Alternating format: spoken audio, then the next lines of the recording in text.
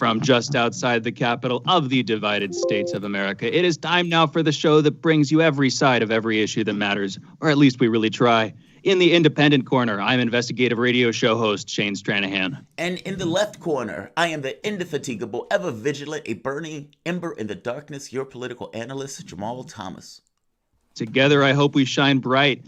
Together, we are also Fault Lines with Thomas and Stranahan. Interesting morning, interesting night, too. We're getting into the headlines here. Going forward, first up, we have the Trump CDC scuffle yesterday. So this came early on Wednesday. President Trump tweeted out a harsh rebuke of the Centers for Disease Control and Prevention's guidelines on school reopenings. Specifically, he said they were, quote, very tough and expensive guidelines, end quote. A few hours later, Vice President Mike Pence said the CDC would issue new guidance on reopening schools next week. CDC Director Robert Redfield said to remember that, quote, it's guidance, it's not requirements, end quote. This follows weeks of debate over the circumstances of school reopenings, whether students should be required to wear masks, whether staff should be required to wear masks, social distancing protocols, even the idea of scheduled bathroom breaks. More on that later. Second headline, the Supreme Court's term is coming to a close today. Of particular note, they're expected to rule on two cases involving President Trump's financial records and whether his tax return should be made available to the public while he's the president. The two cases are coming from Congress and a New York prosecutor. Former United States Army Lieutenant Colonel and Director for European Affairs for the United States National Security Council, Alexander Vindman, retired yesterday. His lawyers cited bullying and intimidation from Trump. Vindman had testified in the impeachment trial against Trump, centering on Trump's relationship with Ukraine. We've covered this a lot. It's a whole nasty affair. Vindman got a lot of stuff wrong. We can talk more about that later. The whole impeachment, in my opinion, was predicated on BS, just as wave of stuff. But we can talk about that later. This is headlines. In our next story, a judge in the United Kingdom ruled against Christopher Steele and in favor of the owners of Alpha Bank, Mikhail Friedman and Peter Aven, in a defamation case the owners had brought against Steele. This was brought against Steele because, of course, his increasingly debunked report known as the Steele Dossier had alleged that a former Alpha Bank executive and current Russian government official, Oleg Govoron, had engaged in illicit transfers of cash. The court ordered the payment of fines worth more than $22,000 in damages, that's 18,000 pounds, to be paid to Aven and Friedman. There has been, I'll just note this, there has been no reporting of this story in the New York Times in the last week. So did a search for Christopher Steele in the New York Times. You'd think this is a sort of central plank of the Steele dossier. You'd think the New York Times, the paper of record in the U.S., would report on the failings of this central report. They haven't, however, just throwing that in there. United States Attorney General William Barr has said Roger Stone's prison sentence was, quote, appropriate, end quote, and the prosecution was, quote, righteous, end quote. Stone was convicted of obstruction and lying to Congress. Before sentencing, several DOJ prosecutors who recommended that Stone served 7 to 9 years resigned after Barr said their recommended sentence was too long. As it is, Roger Stone is getting a bit over 4 years. Former attorney for the Southern District of New York, Jeffrey Berman, has scheduled to be interviewed privately today at noon Eastern by the House Judiciary Committee on the circumstances of his firing. Berman was fired last month in a confusing 2-day-long series of events in which he said on Twitter that although it had been publicly announced he would resign, he hadn't been personally notified, so he wouldn't. Then the next day, he resigned. Turning to another story here. In China, China's foreign minister Wang Yi has said there are people in the United States trying to turn China into an enemy. Addressing a forum on U.S.-China relations, he said the two countries face their most serious challenge since modern diplomatic relations were established 40 years ago. And he expressed a hope that the, quote, U.S. can build a more objective and calm understanding of China and formulate a more rational and pragmatic China policy, end quote. Also on that topic, Australia has said it plans to give safe haven to thousands of students and workers in Hong Kong who are already in Australia. He said he also wants to encourage businesses in Hong Kong to relocate to Australia. China's embassy in Australia's capital, Canberra, accused Australia of violating international law. Some Florida residents are suing to try to restrict next month's RNC conference in Jacksonville, Florida, claiming it would be a nuisance to the health and welfare of the city. They're referencing Trump's June tweets on not wanting social distancing when he is officially nominated. Residents are suing for the event to be capped at 2,500 people with mandatory masks and police enforcement of social distancing. Florida health authorities have reported 10,000 cases total and over 600 new cases in the last 24 hours in the city of Jacksonville, Florida. Also in Florida, Major League Soccer started its season last night. I was in Orlando in a stadium at Walt Disney World. No fans were present. The only team to not attend was FC Dallas due to the high number of positive coronavirus tests in that club. Our last story today, and we're going to be going into this with Jamarl next. Sanders and Biden have a joint task force with an over 100-page document, a raft, as I'll just quote Jamarl here. He's going to get into it deeper. A raft of lowest common denominator incrementalist proposals that Biden has no good reason to actually try to implement, but will be touted as a victory nonetheless. End quote. More on that just a second here. For now, though, you're all caught up. That's the news. You're listening to Fault Lines with Thomas and Stranahan. So, Jamarl, I think I know what your top priority for today is, but let's get right into it. What happened here? It's funny. That sounds kind of bitter now that I hear. Now that I hear, as you repeat it out, that sounds pretty bitter. Look, but true. So Sanders and Biden, if you guys remember, had a joint policy task force. Those joint policy task force was supposed to come out with bold new ideas that was supposed to bring in and pull together the Sanders coalition into the Biden's camp. Now, I made the point early on that these policy, whatever policy they come out with, are basically just going to be like a platform. And like any other platform, those things are often and roundly ignored the moment that the candidate gets in the office. Doubly so in the case of Joe Biden, since the overwhelming majority of the people that are voting for him aren't voting for him for issues of policy. They're voting for him not because of anything Joe Biden is going to give, but entirely because of who Joe Biden is not. This guy's not Trump. He's a default. He gets our vote. The interesting part to that, though, is that would have been anybody. Meaning all of those people during the primary that basically said, okay, well, Joe Biden is more electable, so I'll go for Joe Biden. Basically, in a self-serving prophecy of sorts, put a person who is magnificently out of sync with the time frame we're in. This is the moment where the candidate should be trying to bend the arc of history itself. And instead, they come out with basically platforms, no Medicare for all, no basic income. The 2030 climate plan is off the table, meaning trying to get no carbon, or at the very least get rid of or diminish the number of resources that use carbon in our society. That's gone. Free public college, that's off the table. Regulating Wall Street, that's off the table. And each and every one of those policies were dramatically popular from the context of the country and from the context of the party. Off the table. So the question becomes, if Joe Biden is actually getting elected, oh, by the way, legalization of marijuana, off the table also. If Joe Biden is putting forward whatever policies Joe Biden is putting forward, and the policies that were in the interests of the American public, that the American public roundly agreed with, if those are off the table, then who are these policies for? Is it really a democratic process when the people, demos in this, that are trying to get what they want and trying to push the political space in order to get what they want, what the public wants, what is dramatically popular. And him and the party says no dice. And they, even in the no dice, are not even going to do that because there's no impetus to do that. They're going to say, oh, the Republicans they're so hard. They're so angry. They're so mean. They're stopping me from doing what I wanted to do. I'm just the president of the United States, the weakest man on the planet.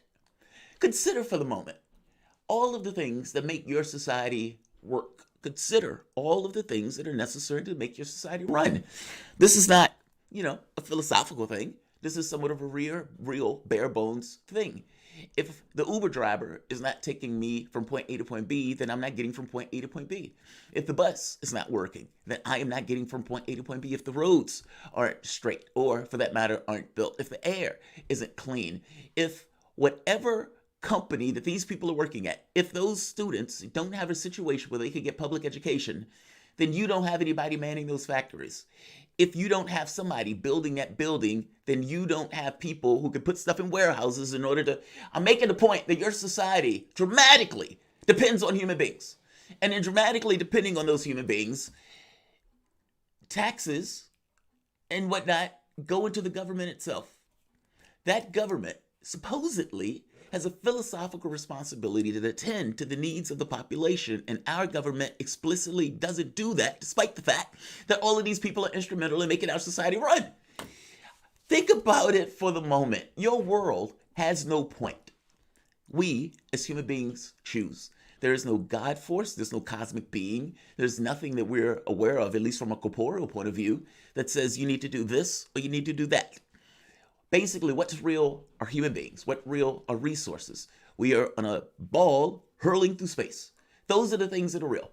Your economic system is only a tool. Now, the catch becomes the work that you are doing for your society.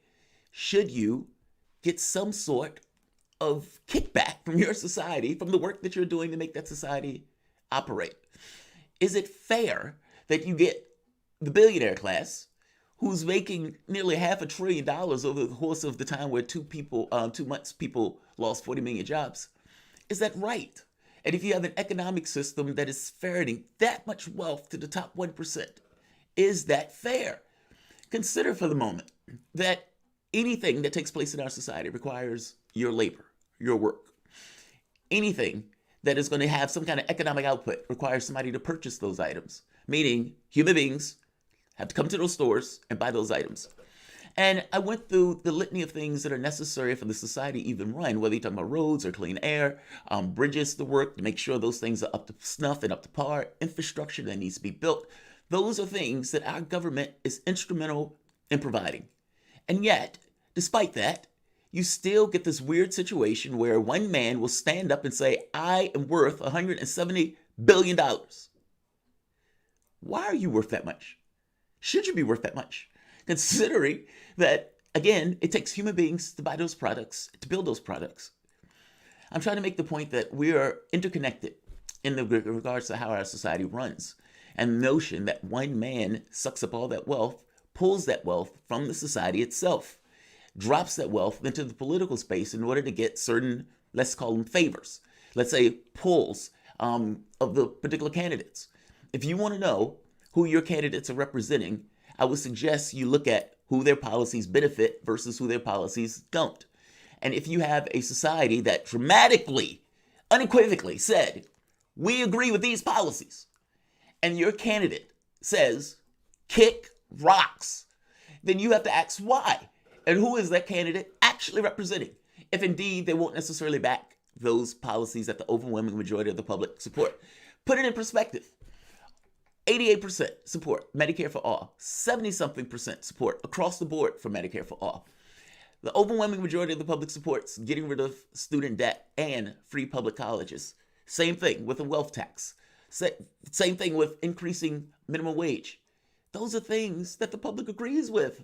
And your supposedly left party, in the middle of a pandemic where millions of people are on the streets, despite that fact, the arc of history is begging to be pulled in a particular direction.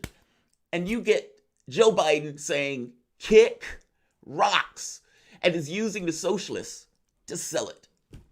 Shane, I mean, like, it's tone deaf.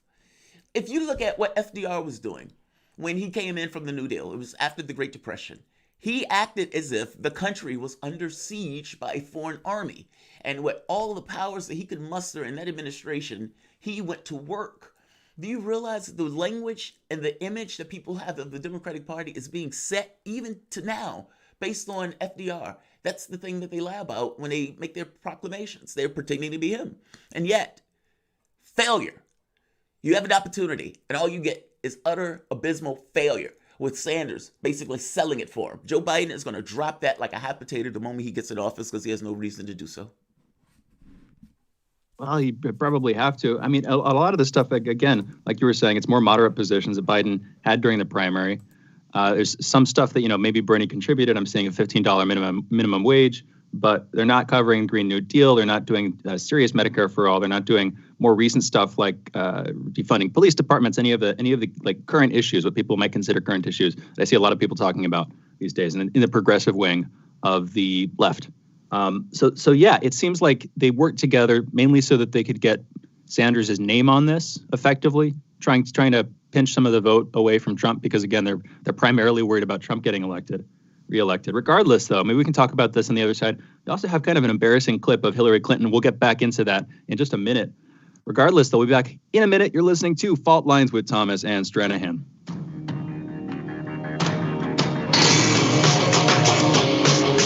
Fault Lines. Stay tuned to Radio Sputnik.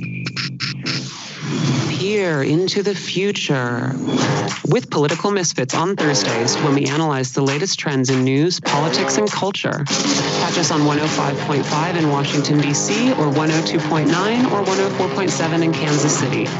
Octung, baby. Radio Sputnik. We speak your language.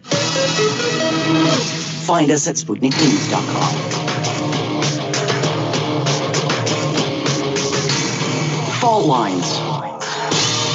And we are back. You're listening to Fault Lines with Thomas and Stranahan. My name is Shane Stranahan. I am joined by Jamarl Thomas, coming to you from just outside of D.C. Real quick promo here. If you want to, you can catch us on the airwaves in Washington, D.C. That's 105.5 FM and 1390 AM in D.C. However, if you're in Kansas City, on the inverse, you can listen to us 102.9 FM, 104.7 FM, also 1140 AM. If you want to listen to us online, you can. We're on Periscope on Twitter right now. Go over to twitter.com/faultlinesradio. You'll see the live Periscope. No video, but there is audio. If you want to see some video, if you want to see Jamarl's face, go over to Jamarl Thomas on YouTube. Just do a quick search. You'll find that live feed right now. He is visible. He is moving. He's animated. He's there. I'm not. I'm this disembodied head.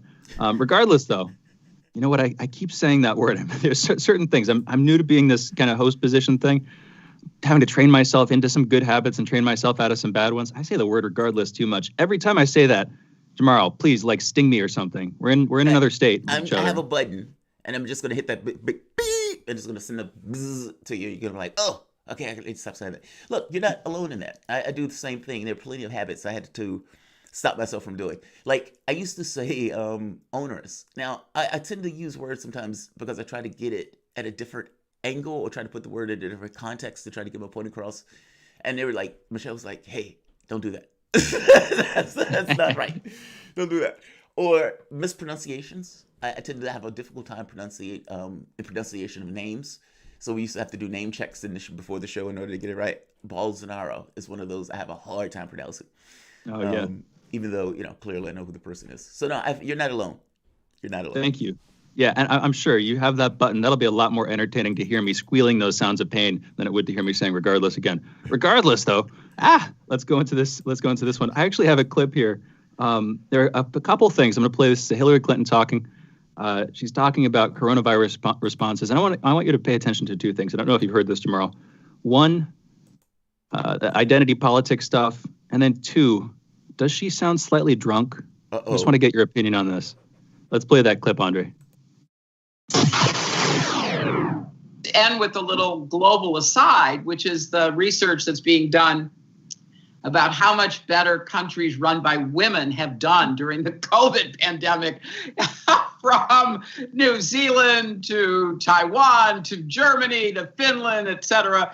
And, maybe it's not a very big sample, but the kind of inclusive leadership that actually followed the evidence and listened to science has proven to be quite effective.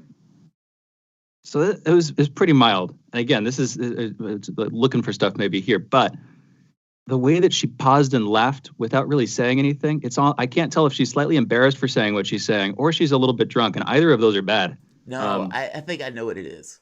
So I think what it is, or what's going on is, and this sounds really bad, but if you're thinking of this in a political space where you're kind of above it all, where you're not, because, like, life is experienced on different levels, right? Like, people who are at the core of something is experiencing that in a much more realer, more visceral way than people who are at the top of it, who may be looking down below it. Because at the end of the day, Hillary Clinton is not infected with COVID-19. Hillary Clinton is rich, and she's living a particular life that's beyond that stuff. Hillary Clinton doesn't even have to get out of bed in the morning if she doesn't want to.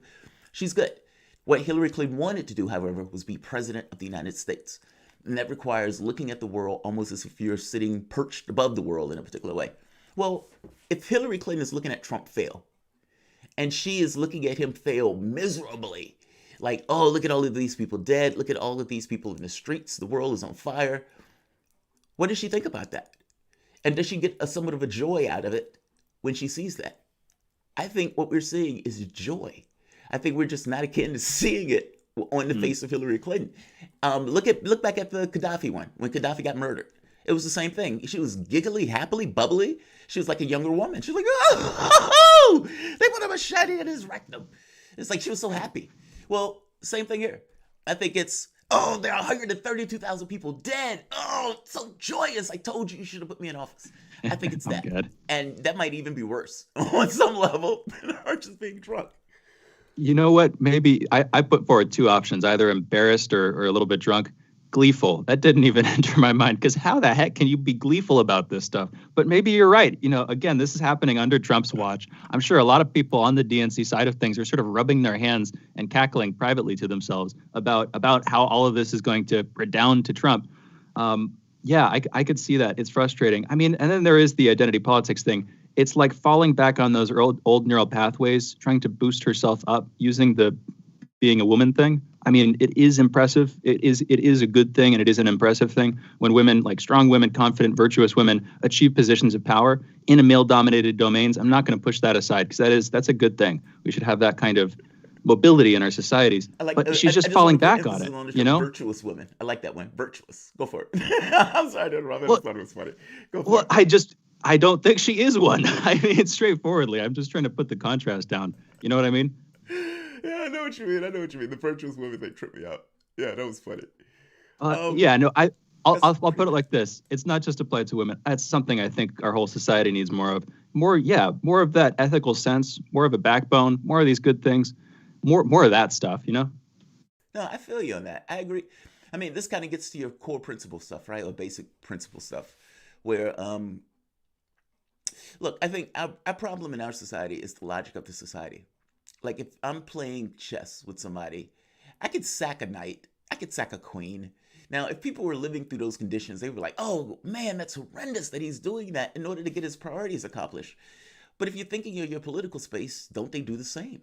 I mean, are they not looking at the world in this way, perched above it, and making choices that are going to have dramatic consequences for the people at the bottom of those consequences? And they, in their positions of power, in an odd way, is somewhat removed from those choices unless it gets to the point where it dramatically impacts them, in which case most of the time it doesn't. I mean, George Bush invaded a country, killed 1 million people, and the best that he got was a shoe thrown at him. And liberals are right now reinvigorating the image of George Bush just because his name is not Donald Trump. Like, so there's something to be said for what is the logic of your society? What is the logic to which that society runs? And what are the outcomes that logic creates? And we don't ask those questions. I think oftentimes we look at this stuff and it's kind of incrementalist. Okay, we're just going to push it this way or that way. It's like, is your society going towards something? Yay or nay? And it seems that it's inexorably is, but in reality, it's not. Even though it kind of is. I know that sounds strange, but in a cosmic sense, your society can burn out tomorrow and nothing in the universe will blink or shed a tear at all. It wouldn't matter one iota. By the same token, you can also have this profound cooperative society where you recognize that anything that you do is connected to somebody else. Meaning there is no such thing as individuality in a society where every action that you take is and affects the other people who are around you. But that also means that if we, as a society, don't take care of the individual members of our society, because keep in mind, nobody asked to be here. Like, nobody said, I want to be born, that we're, again, corporeally aware of. And yet your society brings them in and is perfectly okay with ensconcing them in poverty and making their lives rough and hazardous. And the catch becomes, is there a better way for you to organize your affairs where that doesn't happen? And that question doesn't really ever come up. I mean, we just make incremental moves from wherever we were prior.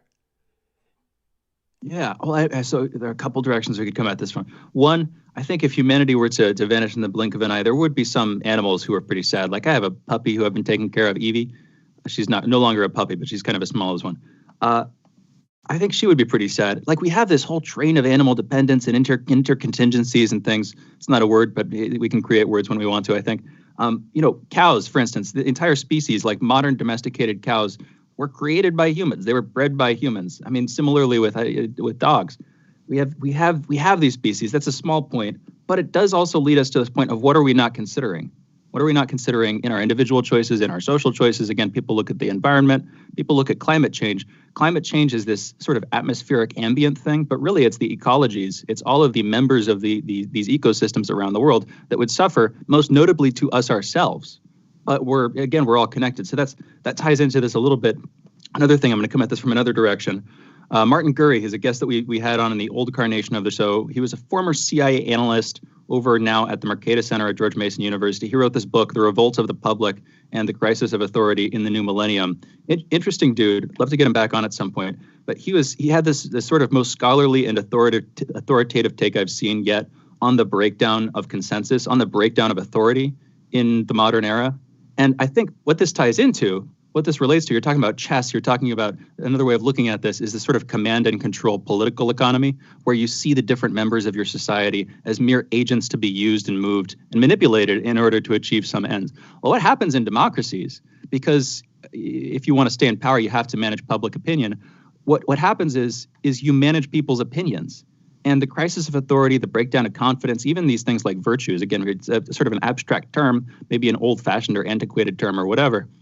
This idea that people don't know what to do, well, how the heck could they if the sort of levers of society at the highest levels are trying to control what people do in order to get what they themselves want? Like there's no, again, we were talking about the ship of fools parable from Plato the other day. I got that slightly wrong. It's even worse in the actual parable itself. I was saying that the person who's leading the ship is blindfolded and he doesn't have, he has skills, but he's blindfolded. In the parable, the person who's leading the ship who's blindfolded, he doesn't have any skills either. He's just older than other people. He has authority. That's really where we are in this society, as far as I can tell. The people steering it don't have any authority. They don't have any knowledge. They're just sort of in that seat. And then everybody else is squabbling to get that seat too. Now, what do you need in that kind of situation? You need competent people. You need competent people who aren't just fighting, politically infighting to get ahead. You need people who have some idea of where to go. Anyway, I've been rambling for a while. What's your take on that, Jamarl? No, it's not that, yeah, you do need competent people. That's true. I even agree. The cow thing is funny to me. But you're right. There is a domestication that takes place where human beings have put all of these things together in order to kind of make our society work in the way that society works. I guess my thought is it looks like, it does look like command and conquer, but because I do think we look at the world through zero sum. Like we in an odd way, and it's weird. If you look back over, I'm reading the book, The German War, well, I'm rereading the book. And it goes into what was taking place through the German population at the time of when Hitler was in power. Like, what were they thinking? What were they talking about? Did they know about what was taking place with the Jews? Did they care? What did they think about the war? All of those things. And you'd be shocked at the parallels. Like, for example, coming out with this notion of virtues, for example. Well, in fact, you would be shocked at the parallels in the way that they were regarding their society and the way that we regard our society about the missteps that were taken and those type of things. They look at it as missteps, not necessarily vagaries. But I want to get to the virtue issue for a moment. Look, what people mean by virtues, if you're talking about it from a standpoint of just a logical standpoint, what do you care about? Or what are the things to preserve the things that you care about? And it's those things that become, to some degree, sacred. Now, how does your society propagate? And what is the logic of that society that basically from moment to moment to moment to moment, that all of you guys have an ideology that is from flesh to blood, almost as breathing itself, that is understood and that is accepted by everybody, that preserves in this kind of holistic, substantial way that it can keep going in perpetuity without necessarily hitting the bricks. But look, we have to take a break. Stay with us. Fault Lines, Thomas and Stranahan. Awesome show. We'll be back in a moment.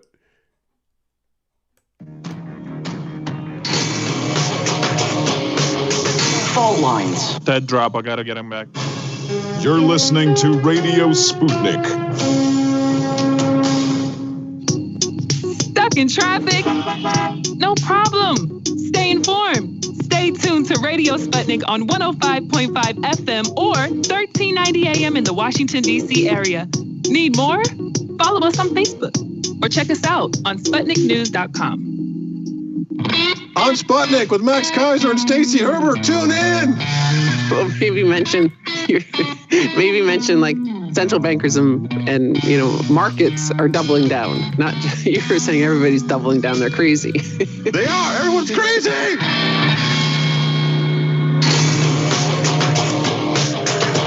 Ted is on. Fault lines. And we are back. Again, you're listening to Fault Lines with Thomas and Stranahan. We're joined by Ted Rall. Ted Rall, great guest. We've had him on a few times before. Political cartoonist and syndicated columnist. He's coming to us live from New York, or just outside of, New York State. I'm pretty darn sure, but outside of New York City last I checked.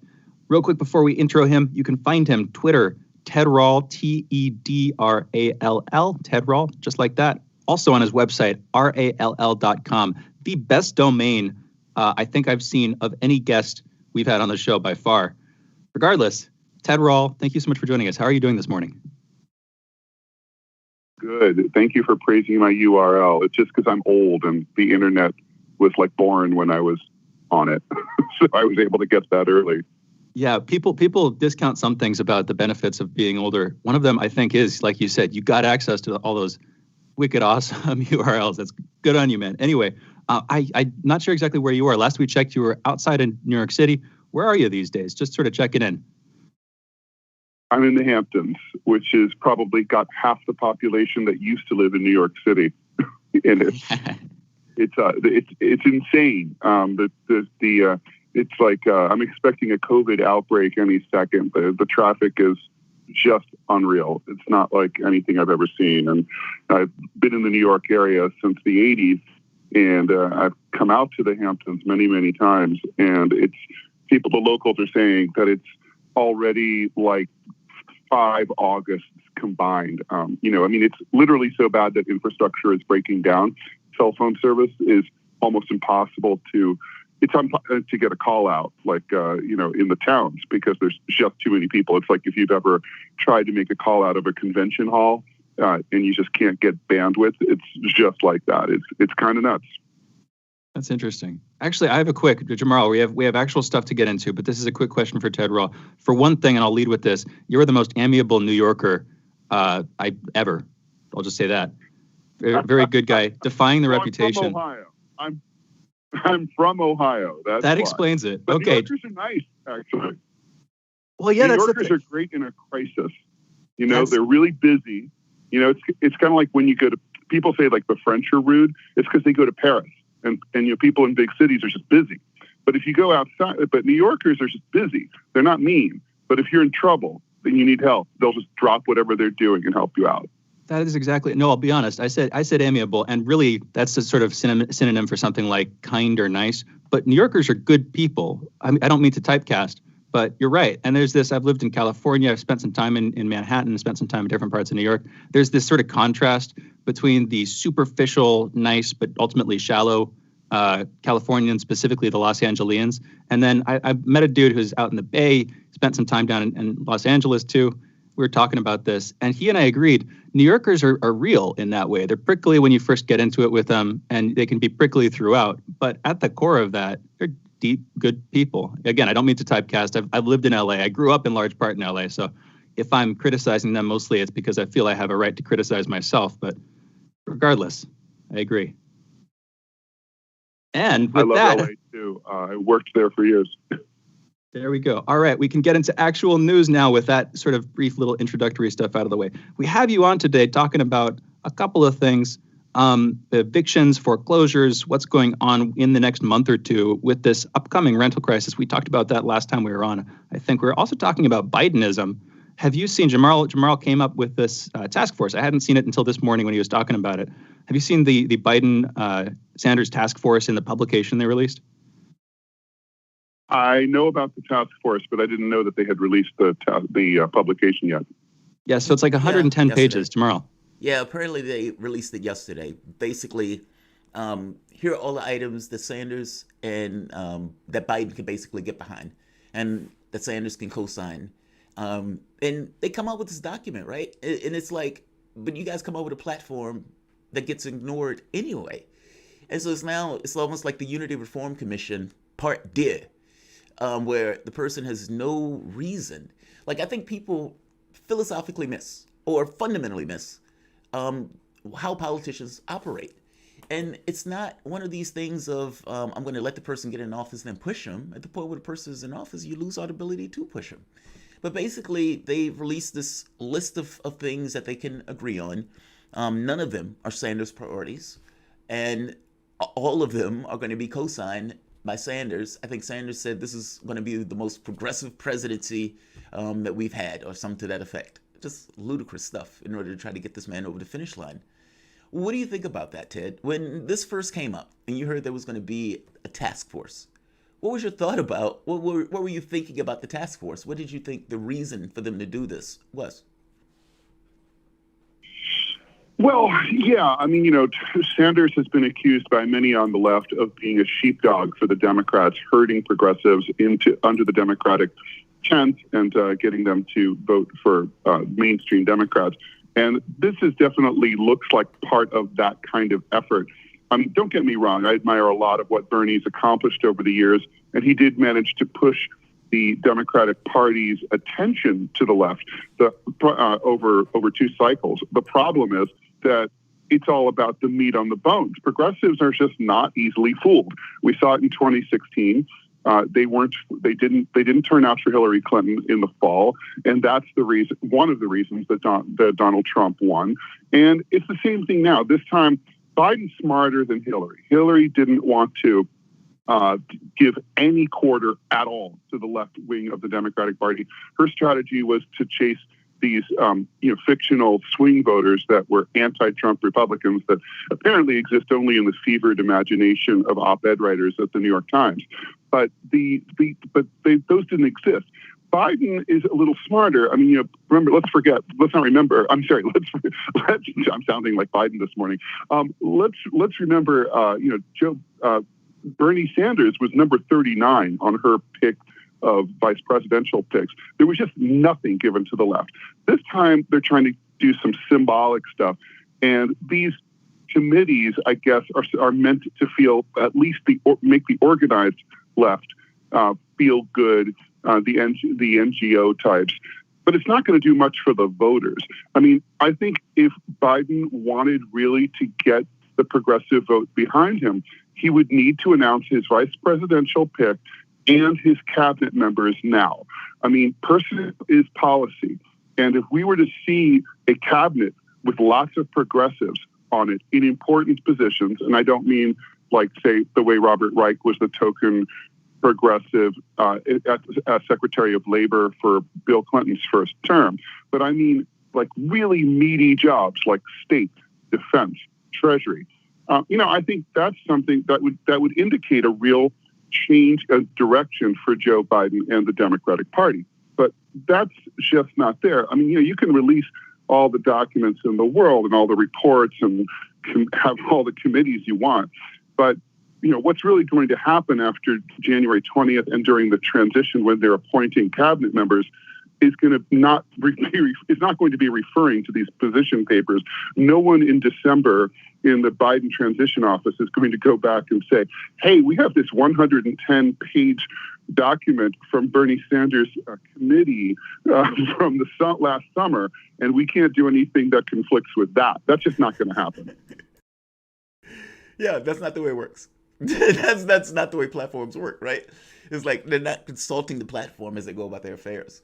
One of the interesting things that I saw, not that I've just seen, I mean, people know it for themselves, there is no enthusiasm for Joe Biden. You can even look at the polling. There's zero enthusiasm. However, he's still winning in the polls. And basically people have gotten to the point of being so willing and so terrified of Donald Trump. And to be honest, Donald Trump has failed miserably at everything, including all of these crises. It's not easy to be the president when you're incompetent. And so he's having difficulty. And which means that Joe Biden is almost going to get all sorts of points just for being a default. This is blue no matter who distilled to his greatest impetus up to this point. How is it Trump? Is Trump that bad where it doesn't really matter what the small group of lefties want, that basically Joe Biden becomes almost a shoo-in because of how miserable Trump has been failing on this? And is that the way it should be? Well, I think Trump may be bad enough to become the first incumbent unseated only because he was hated by the other side. And, it has almost happened historically in the past.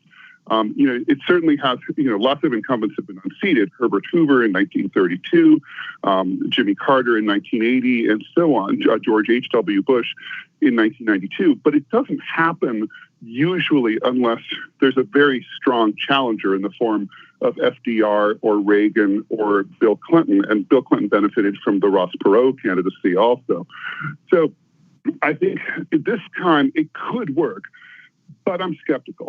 And the reason I say that is because of what you mentioned, the enthusiasm gap. I mean, in raw numbers, sure, Biden's in a cakewalk, right? 50 to 36.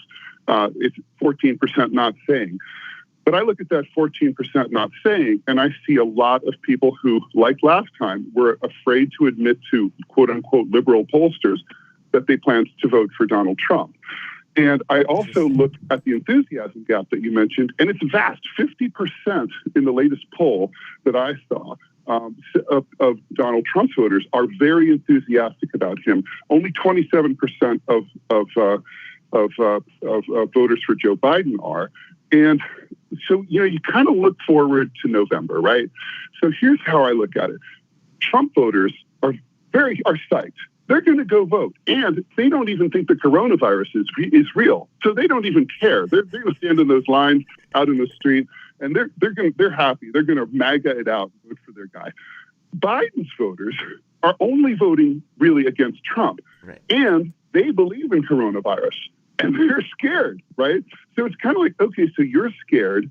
You're not really enthused. This has all the excitement of taking your medicine, and then are you going to go out? And maybe you're thinking, well, Biden's going to win. Maybe they don't need my vote. Maybe I don't need to risk my own life and the life of my friends and relatives. Maybe I'll just stay home and let someone else do it. I mean, that's how this is a turnout game more than ever before. And I think, the turnout game favors Trump, especially when you dig deeper and you look at the top three issues that supporters of Trump and Biden are into. Trump's supporters, the top three issues that they're interested in are all things that relate to Trump. They're happy about what he's doing. They feel like he's delivering. Biden's voters' top three issues are all about how they hate Trump. No one's actually voting for an ideology of Bidenism because there is no such ideology. It's just sort of this vague, hey, we're going to get back to normal, which, by the way, is it really normal to elect a 78-year-old president for the first time?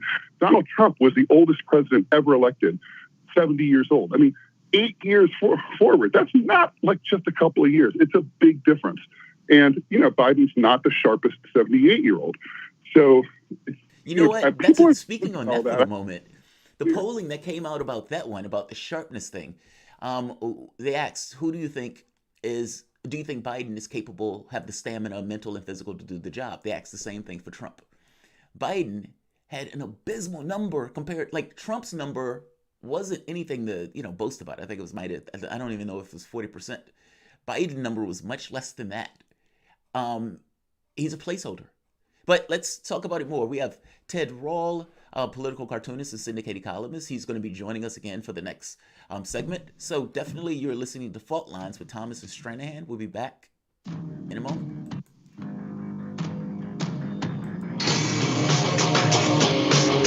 Fault Lines. Tune in every Thursday to Loud and Clear with Brian Becker for a regular segment called Criminal Injustice about the most egregious conduct of our courts and how justice is denied to so many people in this country. Tune in to Loud and Clear this Thursday and every Thursday for thorough and independent analysis of our criminal injustice system. Are you bored? Are you lonely? Do you need a hug? Well, we can't give you that, but we can keep you up to date on Radio Sputnik.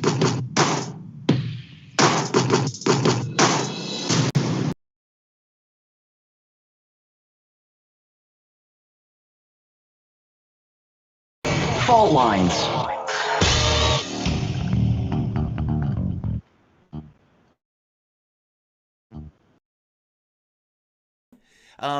Guys, so we continue. We're having a conversation about basically the election and the Democrats' problem with one Joe Biden being at the helm, not necessarily being the most enthusiastic person that is in this contest. So Ted, let's get back to that for the moment. We were talking about the enthusiasm gap, and we're also getting into this notion that when the public was asked, do you think that Joe Biden has the stamina to do the job? The number was even lower than that of Donald Trump's, which was already abysmally low. I guess the question becomes, I think you're right. Are people enthused enough to get themselves out and vote for Joe Biden, regardless of what they say in a poll? Anybody can say anything in a poll. The question becomes, do you have the ability to go out and vote for that guy? And that really does boil down to it. The blue no matter who thing, why do you think, from your standpoint, and do you think that the reason that there's a 70-something-year-old man that is not altogether there, that in no way represents the interests of the mainstream people of the party or whatever else, do you think that that has a lot to do with blue no matter who, that we have basically two candidates who the public doesn't all that much like, at least from the standpoint of policy? Well, blue no matter who is the sales pitch that the Democratic Party has successfully used to control, to keep the left under control since the 1960s. And in fact, that's what my latest book, Political Suicide, is about. It's about that struggle between the neoliberal little bits there. But it's really all about that. And so, that's the sales pitch, right? Blue no matter who. But how did we get here? I mean, we got here on Super Monday, the day before Super Tuesday, when the DNC appears to have coordinated the simultaneous endorsements by people like Amy Klobuchar, Beto O'Rourke, and Pete Buttigieg, and flew them down to Texas and had them jointly endorse Joe Biden at this sort of coronation ceremony that signaled to loyal Democrats, particularly in the Deep South, that this is what the party wanted them to do. James Clyburn, the powerful congressman from South Carolina, also sent out that endorsement message around that time. And so basically, loyal Democrats throughout the South were sort of told, well, Biden's our guy. We want you all to vote for Biden, and so please do. And they did. That's how we got here. Not to mention, they starved Bernie Sanders and, to a lesser extent, Elizabeth Warren of coverage on television and in newspapers. I mean, one of my favorite statistics that I like to, or I should say factoids, is the number of progressive Bernie Sanders supporters who work on op-ed pages at American newspapers. Zero. Okay, not one. There's okay, fair enough. But middle of nowhere. We're also, fair enough. But we're also here because Sanders didn't want to throw a punch. And when people make this case that Sanders was being a sheepdog, I have to be honest, I think it goes there. I mean, for example, perfect example, South Carolina. South Carolina was massively important to Sanders because basically Joe Biden and the numbers for Joe Biden has started to go down, especially in this context of electability. And when he hit South Carolina, Joe Biden was lying about being part of the civil rights movement. Joe Biden was lying about Medicare. He was lying about his position on Social Security. He was lying across the board. Now, when Sanders made the point that Biden is lying about Social Security and Medicare, well, in Iowa and New Hampshire, Joe Biden took a hit. I mean, supposedly Joe Biden was like a near lead in those states, but he took a massive hit in the polling. What Sanders didn't do was the same thing with African Americans regarding civil rights. Meaning he never made the affirmative argument that I was there in the civil rights movement. I was walking with Martin Luther King. I was the guy who was being chained to a black woman, dragged away in this kind of undignified way. I was that guy. Instead, Joe Biden became king of blacks, and he would stand there as if I have owed the black vote, like so fervently so that he would tell Charlemagne that if the person ain't voting for him, they're not black. I mean, are you serious? Like, that's astonishing. But I'm making the point that Sanders never really made the affirmative pitch in that regard. He always seemed dodgy or uncertain or nervous about it or something, or just didn't necessarily want to bring that up. But the fact that Joe Biden was lying about civil rights, got caught lying for civil rights, and then went so far as to do it again, and the other guy who was walking with King didn't bring it up, I find that to be problematic. And I think it speaks of Sanders basically not fighting in this race. I mean, a lot of us feel that way, where it feel like he didn't throw a punch. He just laid down. Am I wrong in my assessment here? I feel that way too. I feel that way too. And if anybody listening can think of a time when he threw a punch during this race, please email me or tweet it at me, because I haven't heard it. I didn't see it. I missed it somehow. Let's not forget, I mean, Joe, think how powerful it would have been for Joe Biden to be called out on, for example, the fact that he was against court-ordered busing in the 70s. And let me just say, I was a little kid in the 70s, and I remember that it wasn't like a hard issue, okay? Everybody who wasn't racist was for busing, okay? So being against busing was a racist position. It's, clear and unequivocal. So it's, Bernie did not go after Biden. I remember when Biden was lying at the one debate where it was just between Bernie and Biden was talking about not having voted for the Hyde Amendment, which restricts abortion rights. And, Bernie was kind of incredulous. Like, he sort of said something like, well, really? But why didn't he call him out and call him a liar? Because, a person who lies is a liar by definition. It's a fair attack. And he didn't. And it's just it's gobsmacking. Matt Taibbi, the writer for Rolling Stone, did an Inside the Bernie Sanders post-mortem. And he talked about how people were very frustrated within the campaign with their guy and his refusal to attack. They said they loved Bernie and what he stood for, but that he just really, wasn't willing to go for it.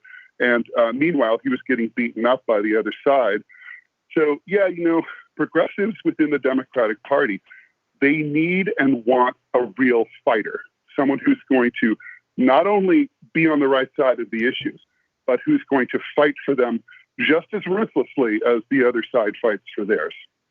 This is Shane. I'm just jumping in here. We have a breaking news update. Actually, the mayor of Seoul, capital of South Korea, has reportedly been found dead. Sputnik has published this. He had been reported missing. His daughter had received a phone call from him that sounded to her like a will, like he was reading out his will.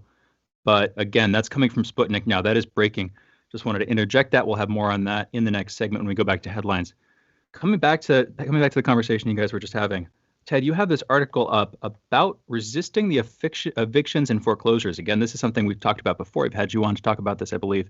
And you're calling for this summer of not quite love, but this summer of protests that has continued and appears to be continuing, seems to have the fuel in it to keep going. You're calling for that to sort of switch forms, to go through a metamorphosis, and to push for housing. What's your take on that? Where do you see that going? And maybe actually that ties into, you're talking about how Sanders wasn't quite aggressive enough. He wasn't pushing back enough. He was sort of the very nice guy to Trump's very aggressive, mean guy in the 2016 race, when a lot of people were looking at that candidacy potentially, and still in the 2020 race, people are looking at that as a prospect. Do you see the opportunity? Where do you see the leadership coming from, specifically as it relates to this issue? It seems like it will be an important issue. Do you see anybody who might be a valid standard bearer or person leading this movement with the evictions and foreclosures crisis coming up? Well, as with Black Lives Matter, I think that the foreclosure and eviction resistance movement is going to have to come from the streets. It's not going to come from mainstream electoral politics, because so far the most exciting idea we've heard has been from Elizabeth Warren, who wants an eviction moratorium, and all that does is delay your inevitable eviction while the rent piles up, and maybe they waive the late fees. So that's not what we need. What we need is to keep millions, and in fact tens of millions of Americans who've done absolutely nothing wrong and would pay their bills if they could and would pay their rent, but will not be able to because the government has not stepped up and because unemployment is super high. And month after month keeps going past, and although some cities do have moratoriums, many others do not, and people are being thrown out into the COVID-infested streets. And I think people are going to resist. I mean, when you mentioned, that the street protests will pivot, obviously the problem of racism and police brutality are far from resolved. I think those movements need to and will continue to expand and grow strength as the days go by. But this is an additional new thing. I mean, you've got everyone's going to know someone, or it's going to be themselves who's going to be facing eviction or foreclosure within the next couple of months. And it's just not fair, and it's not right, especially when you have an incompetent government unable and unwilling to act. And I include both parties in that. So I think it's going to organize, it's going to coalesce, it's going to come together. People are going to come take to the streets. They're going to block foreclosures and evictions. They're going to pressure local law enforcement who are already on their heels. Sheriffs are not going to be enforcing evictions and foreclosures with the same degree of enthusiasm as they have in the past. So I think it's going to come together quickly. I mean, the internet allows these movements to form really quickly. So there's no telling who's going to be the leadership, or in fact, if it's going to be a leaderless movement like Occupy or something like that. But it's going to happen because it's just an economic force that is being unleashed. If it doesn't, like, we have about 2 minutes left. But one of the most interesting questions to me is what happens if they just maintain a tenure, if they just take the position that they don't make those adjustments. I mean, because we're talking about an eviction apocalypse, and you have Republicans that are basically complaining about a stimulus where people get a modicum more than minimum wage. Or so I guess to me, it seems that the government has turned a tenure to what the public wanted. And that's across the board. And now they're faced with also, on top of everything else, evictions that are going to dump a lot of energy into protests that have already formed, meaning the hurdle of individual action is already overcome by all of the people already in the streets. I guess the question is, if the government doesn't come together and do something about either the evictions or about additional stimulus, what happens going forward? I know this is calling for a bit of prognostication from you, but what do you expect to take place in the coming months? Well, if they are foolish enough not to put in, the government is foolish enough to continue on the path that they're on now, you're going to have 1 out of 4 Americans homeless effectively. Then that doesn't mean they're all going to be living in the street. A lot of homeless people double up on their friends' sofas, but they'll be effectively homeless, and they won't be paying taxes. So the government's going to collapse. I mean, just think about the drop in tax revenues of roughly 25% of the American people. And it might be like, okay, so the rich pay slightly more taxes in the aggregate, so maybe it's 20%. But the federal government is not going to be able to function. Neither will state or local government. Cities are going to go bankrupt. States will go bankrupt. It'll be good because we can't afford to drop bombs on as many people. But it's it's not something they can ignore. And I think at some point they're going to realize there's going to be massive socio-political instability. There's going to be rioting, food riots. I mean, it's just not going to be possible to ignore. The Soviet Union collapsed with a lot less going wrong than this. So I just don't see how the system could even continue if they continue on the same path. That is the voice of Ted Rall. Ted, thank you very much for joining us. Thank you.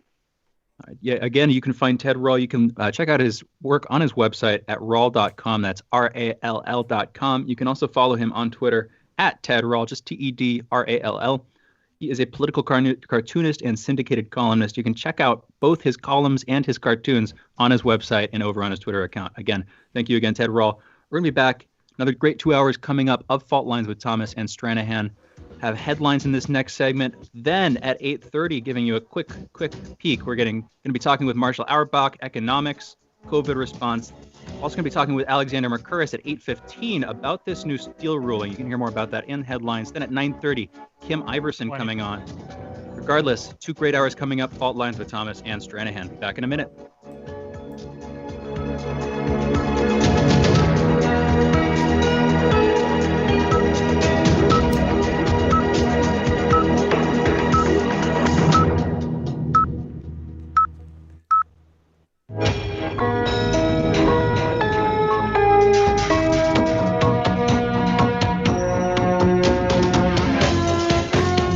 listening to Radio Sputnik. Telling the untold.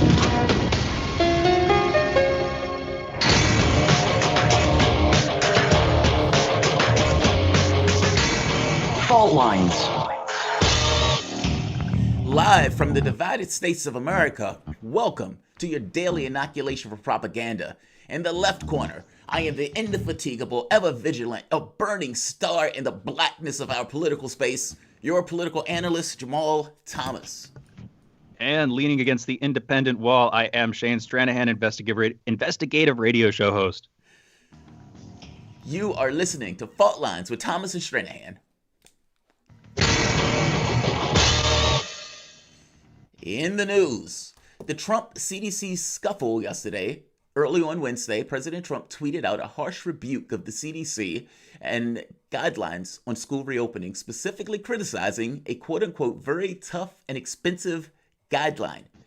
A few hours later, Vice President Mike Pence said the CDC would issue new guidance on reopening schools next week. CDC Director Robert Redfield said to remember that it's guidance, not requirements. Not to mention, I would add, these are supposedly our kids we're talking about, and their health should take priority. The Supreme Court term is coming to a close today. Of particular note, they're expected to rule on two cases involving President Trump's financial records and whether or not his tax returns should be made available to the public while he's the president. The two cases are coming from Congress and a New York prosecutor. Oh, that's going to be fascinating. Former United States Attorney Lieutenant Colonel and Director of European Affairs for the United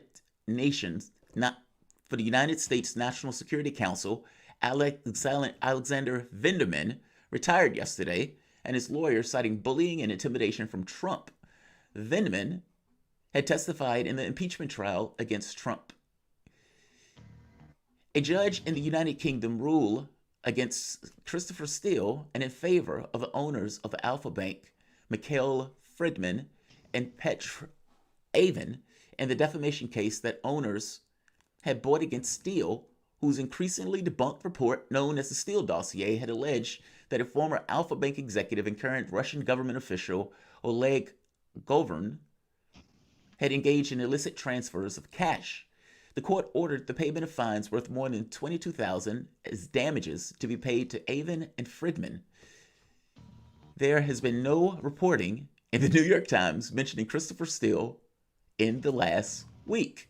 How strange. The United States Attorney General William Barr has said Roger Stone's prison sentence was a quote-unquote appropriate and that the prosecution was quote-unquote righteous and the sentence was fair. Stone was convicted of obstruction and lying to Congress. Before sentencing, several DOJ prosecutors recommended that Stone receive 7 to 9 years resigned after Barr said the recommended sentence was too long. Former attorney for the Southern District Court of New York, Jeffrey Berman, is scheduled to be interviewed privately today at noon Eastern by the House Judiciary Committee on the circumstances of his firing. Berman was fired last month in the confusing 2-day-long series of events in which he said on Twitter that although it had been publicly announced he would resign, he hadn't been personally notified. The next day, he resigned. The mayor of South Korea's capital, Seoul, Park Woo-soon, was reported missing Thursday after leaving a verbal message that his daughter described as sounding like a will, and Sputnik is now reporting that he has been found dead. China's foreign minister, Wang Yi, has said there are people in the United States trying to turn China into an enemy. That's true.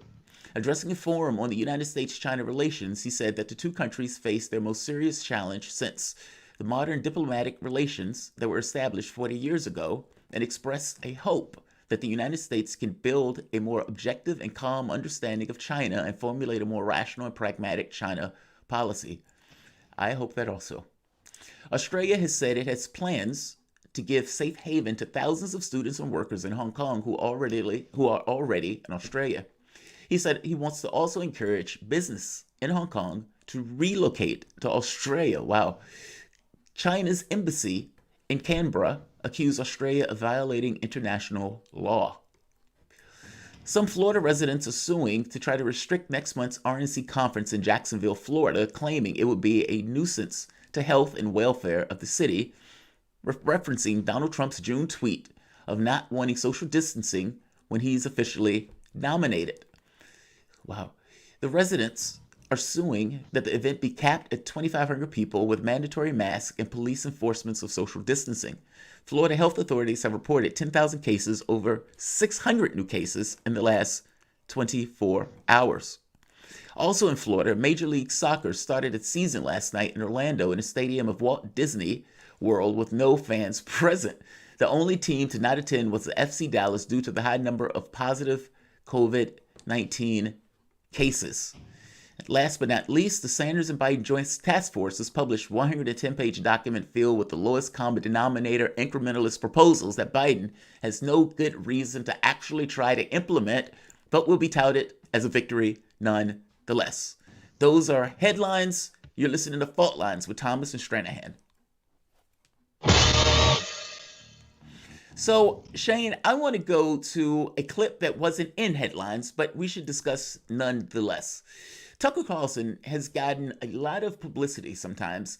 Every so often he would say something that may sound a little edgy and lefty, but usually he's still on Fox News. Let's listen to this clip.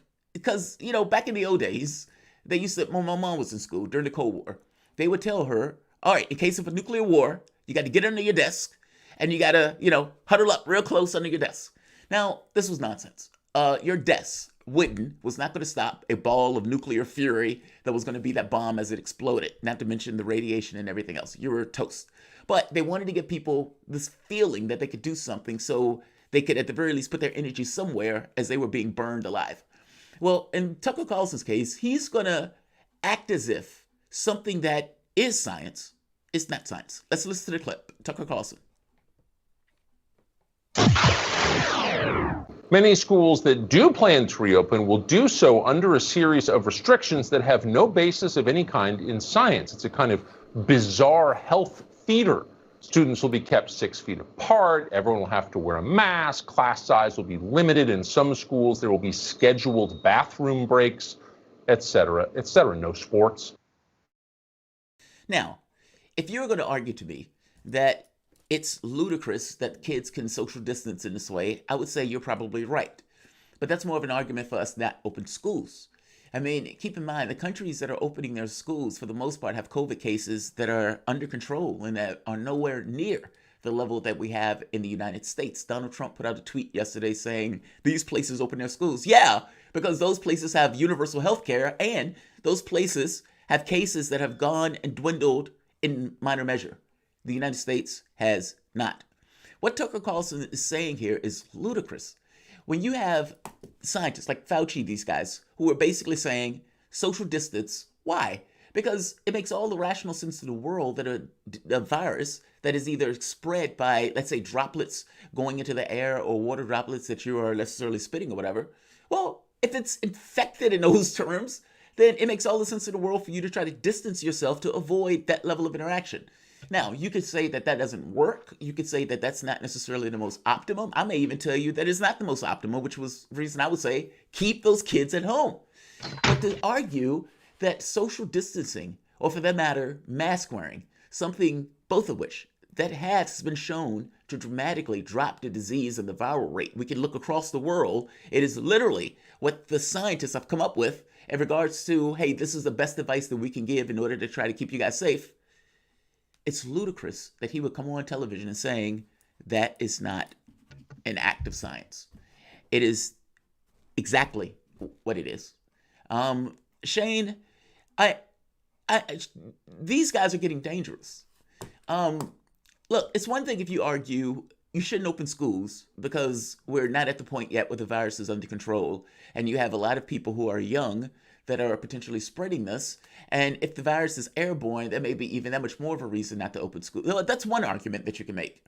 But it strains credibility to me that you can argue that these things that the doctors are basically saying are best case of trying to limit and lower the spread of the illness and the disease. And he's basically saying, no, that's not true.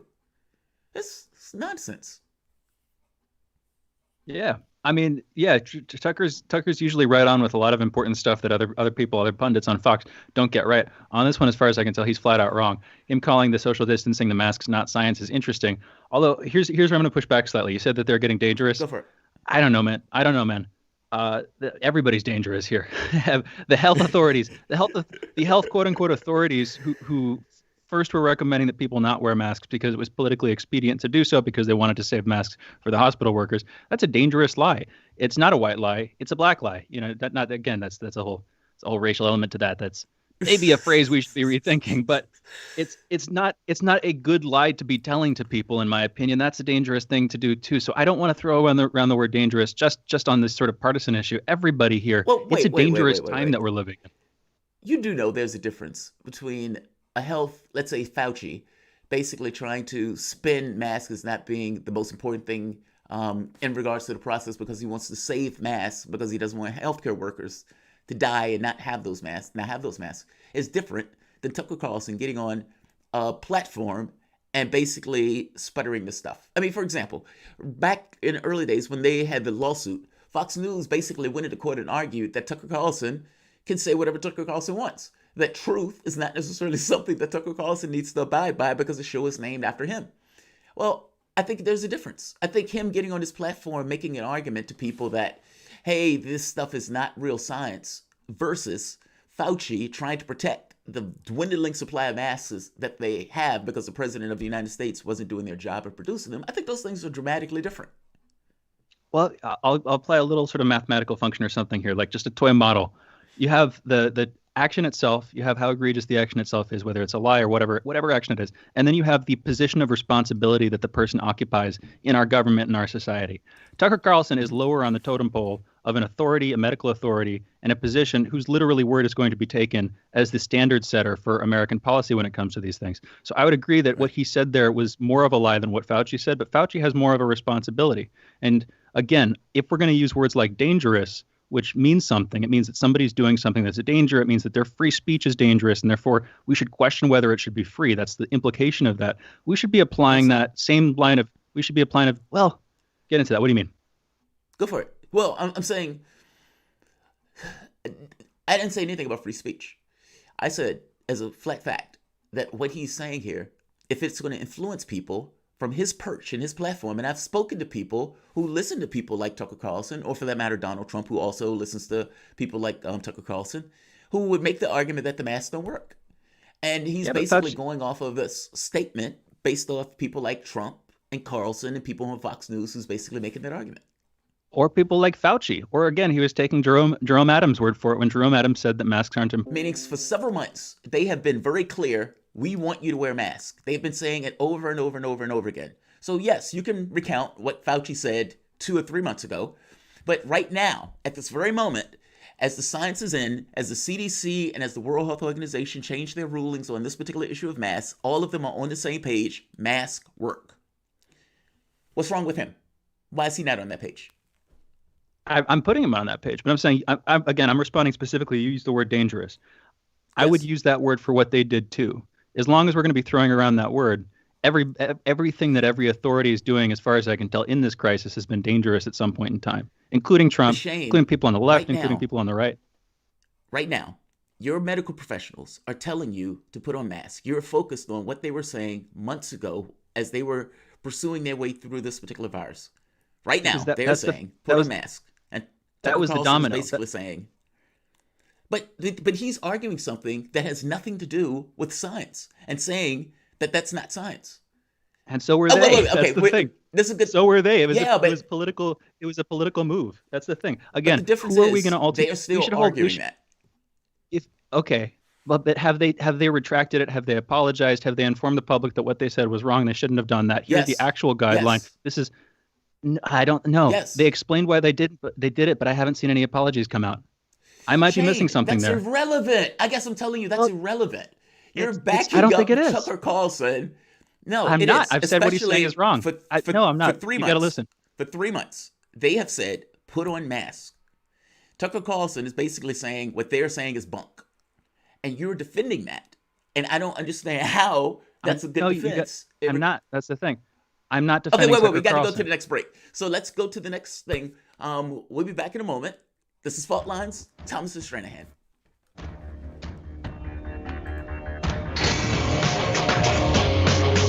Fault Lines. Want to talk? Get in touch with us at radio@sputniknews.com. Shooting from the lip. We're taking no prisoners here. Real opinions for real people. So where we bring you people with controversial views, and instead of trying to catch them out, we actually let them expand on their views. What's going on in British politics, European politics, and indeed in world politics as well. And wherever you are, whether you're a UKIP supporter, a Tory or Labour, everything is in turmoil. John Gaunt. Shooting from the lip.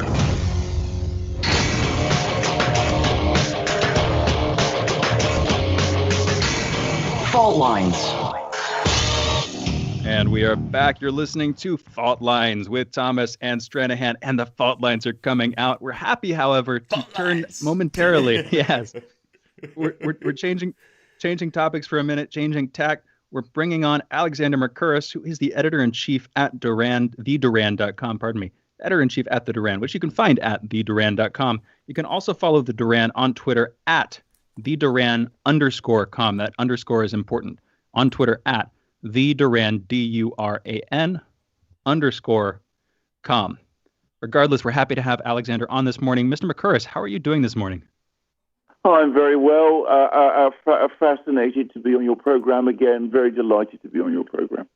Very delighted to have you. We brought you on this morning because yesterday there was a big ruling coming out of the UK.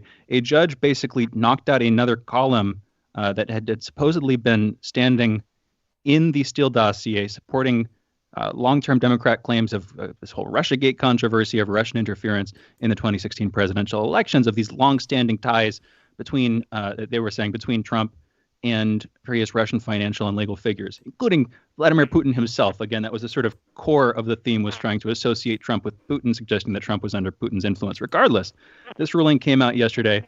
It was a defamation ruling against Steele. This was brought by two founders, two key figures right now, two of the three owners of Alpha Bank.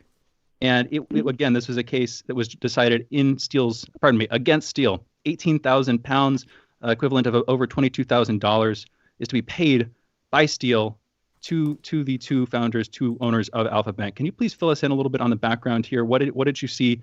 What did you see happening as this case was building up? What do you think of the ruling? It's a fascinating ruling. Can I just correct one small point? It was not actually a defamation case. The judge made it clear some time ago that he did not have jurisdiction to decide a defamation case because the parties are not based, the claimants are not British.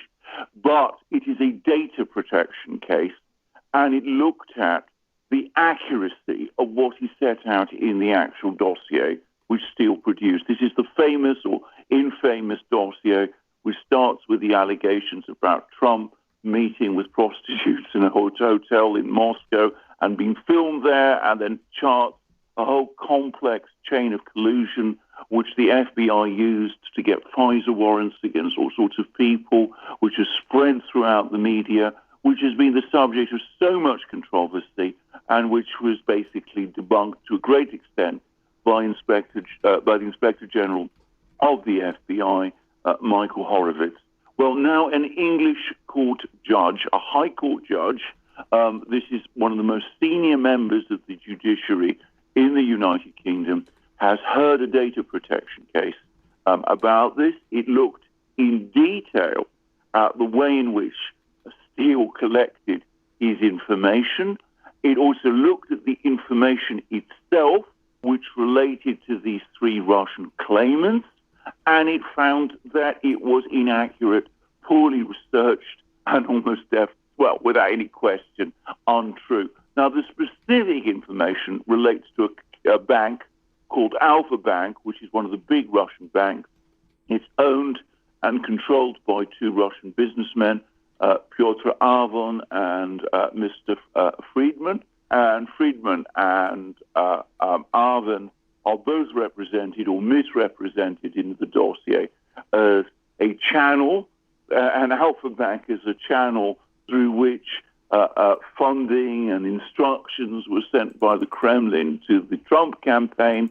They came and they said this is completely not true.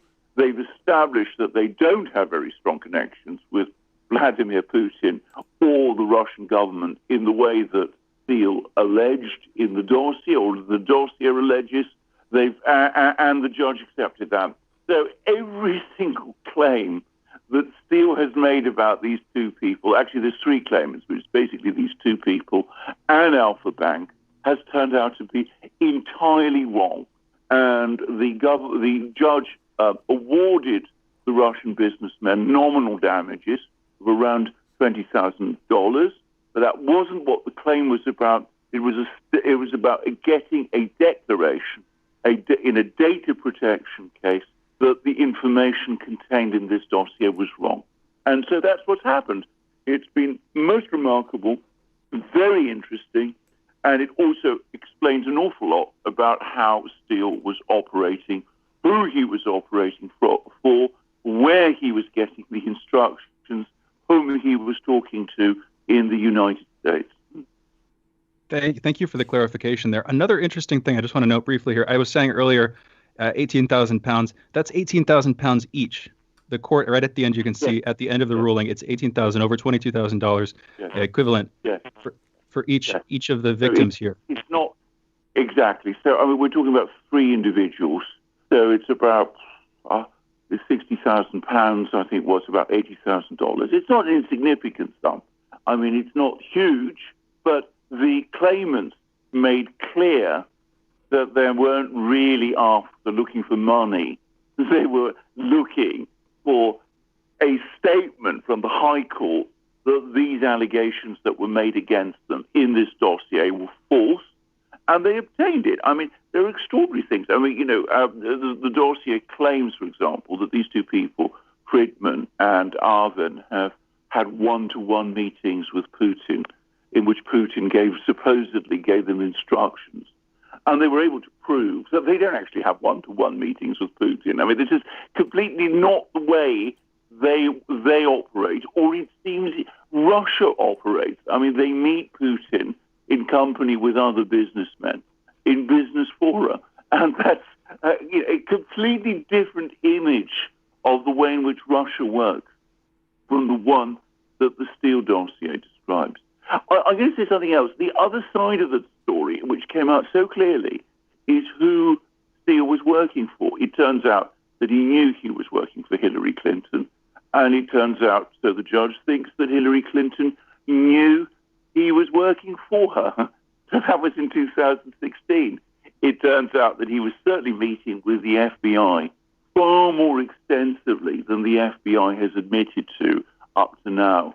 He met with them on the 5th of July 2016. That's about 3 weeks before they opened Crossfire Hurricane, the investigation that was looking into these alleged collusion links between the Russians and the Trump campaign.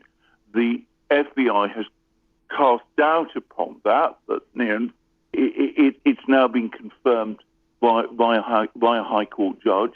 It turns out that Steele was also in extensive contact with the State Department, and the people like Secretary Kerry and Assistant Secretary Nuland definitely knew what he was up to. And, of course, it also turns out that he was very actively involved propagating his dossier to the various parts of the U.S. media, the U.S. politicians, and, of course, to the British intelligence agencies also. So we get a very interesting picture of Steele's activities. And last but not least, the other very interesting thing is that Steele gave 2 witness statements describing he's setting out his defense in this case, giving his own account of events. And as the judge pointed out, the second witness statement completely contradicted the first witness statement. So Steele is not only somebody who changes his story in the dossier, or does things in the dossier which are not based on fact, he also gives varying accounts of his actions in a court on oath.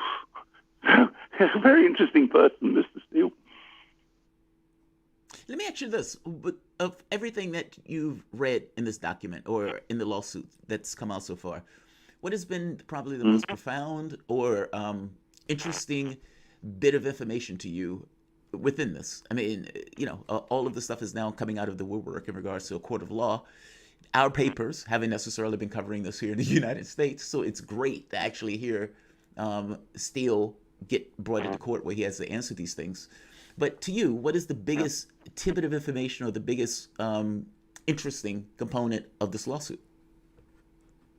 Right. For me, there are 2 points about this lawsuit which really stood out. I mean, the first is that, of course, Steele provides in his dossier and has provided in many places descriptions of how Russia and the power structure in Russia operates. And those descriptions are universally accepted to be true, even by people who don't believe parts of the dossier. Now, we've now had an opportunity. A High Court judge in England has actually investigated in a court, in a trial, one of Steele's descriptions of, the interactions between Vladimir Putin and his officials and the business community in Russia, and how decisions are made there. And he has decided that account is false. So that is a very interesting fact, because it shows that much of what we've been told about the way Russia works, because it's not just by Steele, but by people like him, it turns out isn't true. The second thing is, of course, that Steele was working much more closely with the Democrats, the Democratic Party, maybe I should say with Hillary Clinton's campaign, than he has admitted to up to now, and that the FBI were far more closely involved with Steele at a much earlier stage than they've admitted to. So we now have an account in England from a High Court judge, which makes it very clear that the FBI was in intimate contact with Steele from at least 5th July 2016. Remember, the FBI have claimed that they only started to take Steele seriously in about September, October 2016, and that in July 2016, they opened Crossfire Hurricane because the stories they were being told about someone completely different, George Papadopoulos, who had a meeting with a man called Mifsud in a hotel and blurted out something to the Australian High Commission, the Australian ambassador. The actual story, I never believed that, by the way, the actual story makes it fairly clear to me, at least, that the Steele dossier was, in fact, the actual key precipitating thing that started the whole collusion case. So we have someone very close to the political structures of the United States, someone heavily involved, obviously, with the intelligence structures in Britain.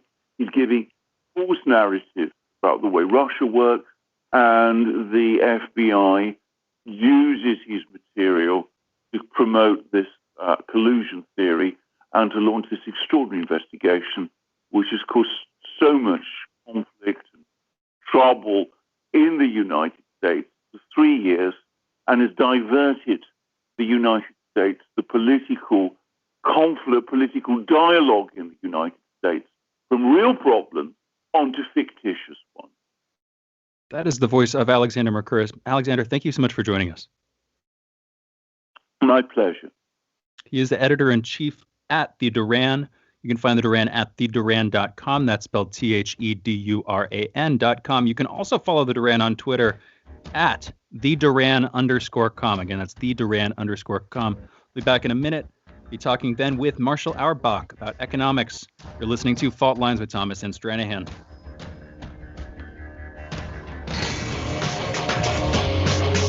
Fault Lines. We are above all the latest developments, and we don't take any sides.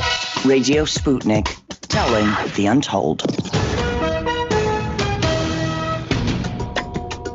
Epidemics and pandemics could kill millions of people, and they actually did. Centuries ago, deadly outbreaks called the Black Death, the plague of Justinian, and the Spanish flu ravaged countries, empires, and whole continents. Some of these diseases are still present around the globe. Others have become a thing of the past. Discover how these ancient and not-so-distant outbreaks from previous centuries differ from modern-day SARS, MERS, and coronavirus pandemics. Listen to our new series, Outbreak, the deadliest epidemics in human history, this week on Radio Sputnik.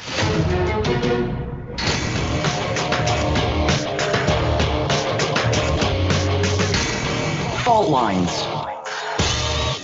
And we are back. You're listening to Fault Lines with Jamarl Thomas and Shane Stranahan. We are joined now by Marshall Auerbach. He is a market analyst, also a writer for the Independent Media Institute, a nonprofit organization that features a diverse array of independent media and projects and programs.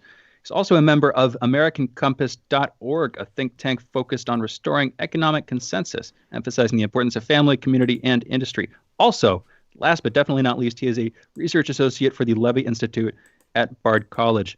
Marshall, how are you doing this morning? I'm good. I think I've got to shorten up that bio. It takes way too much airtime. Hey, you deserve it, man. Happy to give you all the props you are bringing you on for. Thank you. Regardless, we're talking about a few things. We're planning on talking about what the post-COVID economic situation is going to look like. Also talking about this sort of broader topic about work. This fits into the coronavirus, the hows and wheres, how we're working, again, where we're working. A lot of people are stuck at home. Those two topics I just put forward as if they were separate actually seem like they're pretty closely connected. Can you please give us, I know you've been talking about this and thinking about this for a while, can you please give us your perspective on what's going to be different in the mid to post-coronavirus economic job situation? I definitely agree that it will be different. I think telecommuting will be much more of a reality. A lot more people will be working from home, and I also think there'll be considerably less travel. I don't think those are particularly unique insights. I just think they've been heading this way for a while, and I think the longer this pandemic lasts for, the more entrenched these new habits become. I've spoken to a lot of people in a variety of industries that are working from home. I mean, I've been working from home for a long time, and so it's not much of an adjustment for me. But I do think also you're going to see big hits in leisure industries as a result, particularly things like restaurants, film, theater, business travel. All of these things are likely to change, and I think that's going to be very problematic going forward, because tens of millions of Americans do work in these areas, and they're going to find there's no job to come back to. Wow. Now, with that reformation of the economy, how deep is that? Like right now, I was looking at the stats. 25% of New York City, people who are in New York City weren't able to pay their rent for the apartments that they were in. That's a massive number. And I was looking at the numbers this morning. Well, they're still talking about over 30 million people out of a job. And these are oftentimes people who are at the lower end of the income ladder, especially since many of these jobs that went out of business were like retail, and there's nothing basically to come back to. Are we going to look at, or are we seeing this also take over in regards to places like Amazon, Walmart, places that had the ability to be able to build out infrastructure to do online stuff, be it groceries or these other items, that this becomes more entrenched because people become just that much more accustomed with working with these facilities? Not to mention, many of those other retail stores went up in smoke. They went bust. So are we also seeing a difference in regards to how the economy is structured going forward, and this kind of push towards making a lot of these processes basically online? Yeah, I have no doubt about that. I mean, look, you can get virtually anything online right now. You're seeing permanent bankruptcies and well-known bricks and mortar retailers. And the reality is also that we just don't make a lot of things in the U.S. right now, which makes it in a particularly vulnerable position relative to, say, an economy like Germany or Japan, where they still rely a considerable amount on manufactured goods. But I think we've seen this migration from being goods producing to being service oriented. The pandemic has exposed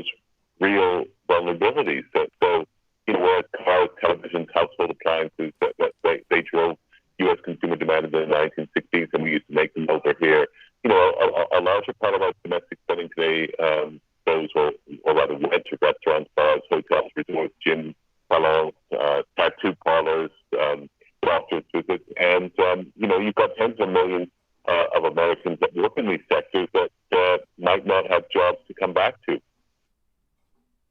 Yeah, that's the dire looming threat. Again, talking about the services industry, talking about tourism. You're right. We're talking about sort of the post-pandemic situation, but there's no clear sign of when this thing is going to end. If it continues for months, if not years, those industries are going to take a hit, and as they sort of retract and pull back, those hits are going to become permanent. Those are going to turn into these deeply embedded sort of trenches that they can't get over. Where do you think that's going to go? Yeah, Again, and also I would also point out that for example, a lot of U.S.-made capital goods also depend on global conditions, but they're in the wrong industry. So, for example, a big balancing item in the U.S. trade deficit with China was Boeing, but we're not going to see orders for new aircraft recovering while half of the existing planes are grounded. And we haven't even mentioned the pre-existing problems we had with the MAX 8 737s, which created its own kinds of challenges. So you've got all of these things laid onto the COVID environment. I would say that the pandemic has exacerbated a lot of pre-existing vulnerabilities that were already present in the U.S. economy. We've gone from neoliberal capitalism, as someone said, to we now have a new class of people called the precariat, whose jobs are characterized by a huge amount of economic vulnerability. I don't think that changes. What word did you use there? You were a little bit muffled. Was it proletariat? What was the word? The word was precariat. Oh, precariat. A word that. A lot of people have used it, but I mean, there's a very, very good book called Capitalism on Edge by a British author, Albana Aslanova, who has described how we've gone through various phases of capitalism, and she talks a lot about the precarity capitalism. She says it's become the new face of the old system, and its main trait is not growth or competitiveness, but instability and massive inequality. And I think that accurately characterizes what we're experiencing today in the United States. I've heard the term precariat. Yeah, I've heard that applied before to the gig economy, to this sort of temporary worker economy associated with, for instance, Airbnb, not exactly a gig. More commonly, it's associated with Uber, ride-sharing services, also food delivery services. Those issues. Right.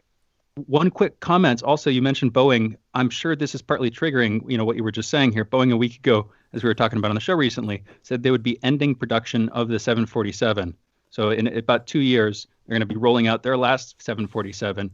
Based on what you were just saying, I can see if they're having to ship if a big source of their customers are overseas nations, like China, for instance, companies in other nations, I could see how that would impact that.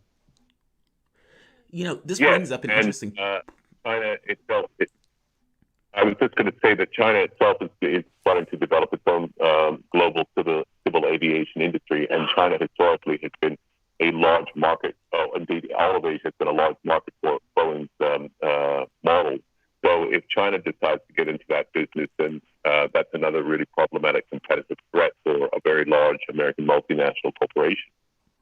Yeah, I mentioned this the other day when we were talking about the Boeing thing, that China, because there's such a massive landmass, that their aviation industry has to be able to accommodate that entire landmass, and that they've started building airplanes out. Places like FedEx or even Amazon has started to basically trying to beef up their own aviation because they have to get their stuff back and forth. One of the things that you mentioned too was precarious capitalism. I love that. If you were whispering to Donald Trump, our system, because profit is the mainstay, meaning the top of the thing, top of the priorities, maximize profit, how we're going to get the profit. Well, it makes all the rational sense in the world to send a job over to China where you could pay somebody $3 an hour, as opposed to having it in the United States where you could pay them, let's say, 20. And so you get these incentives that are somewhat sick, that hollow out our own system and push people in jobs where they were doing like $15, $20 now at Walmart or some other service jobs where they're not necessarily doing well. If you were whispering in Donald Trump's ear, how do you go against the kind of capitalistic instinct to maximize profit in regards to keeping these jobs overseas? How do you get those jobs back And is it possible to even get those jobs back given the priorities of our economic system? Yeah, I'm not sure I completely agree that this is the only way forward for the U.S. economy. I think that's been sold to us as the only important consideration, that, namely that we can't compete with the labor costs in low-cost jurisdictions like China or Vietnam. But then again, you've got countries like Germany and Japan that prove the opposite. And I would argue that one of the problems is that we've adopted a soft option whereby this constant emphasis on quarterly profits has degraded a lot of companies. They've stopped investing in R&D, which would induce them to move further up the technology curve and produce higher value-added products if they happen in a country like Germany or Japan. And so I think, in a sense, offshoring is a soft option. It quickly transfers profits from workers to capital, and that helps jiggle your stock price. And since so much CEO compensation is dependent on stock price performance as opposed to the underlying performance of the company itself, Boeing is a perfect example of that. It provides a perverse incentive to offshore as much as possible. But it doesn't have to be that way. I mean, there are other forms of, there's an old economist, he's passed away, but his name is Seymour Melman, and he used to talk about, an economically virtuous cycle that would emerge. Management paid workers more because management would then compensate for higher wages by using more and better machinery and improving the way work was organized. And that's what happens in a lot of other countries. But, we just said, no, we're not going to invest in the companies. We're going to extract cash and move as much of our facilities over to cheap offshore labor jurisdictions. That's very interesting that you're bringing this stuff up. We only have a few minutes left before we get into the break. I'm actually going to come out with something here. I applied about a year and a half ago to Emergent Ventures, which was a grant program funded by Tyler Cowen at the Mercatus Institute. And he told me it's pretty rare. He denied my first grant, but then he said I should reapply, which he said was a rare thing to do. Anyway, the reason I'm bringing this up, I was looking into this issue of industrial research and development. You're bringing up industrial R&D and the relationship between that and this 5-decade-old practically movement of offshoring and outsourcing that you were just describing. This fits into the conversation about the Triffin dilemma, about our reserve currency. Maybe we can talk about that a little bit, but really what you're striking at the core of, and I'm very delighted to learn about Seymour Melman. I wasn't familiar with him. It seems like he was investigating exactly this linkage about the decline in R&D at home, how that's probably contributed to us not advancing the global technological frontier nearly as quickly as we could. Regardless, though, there's a lot more to talk about there. I didn't mean to sort of fixate on myself, just wanted to use that as the starting point. We can come back and talk about the real issues on the other side. We'll be back in just a minute. We're joined by Marshall Auerbach, and we'll be continuing the conversation with him on the other side. You're listening to Fault Lines with Thomas and Stranahan.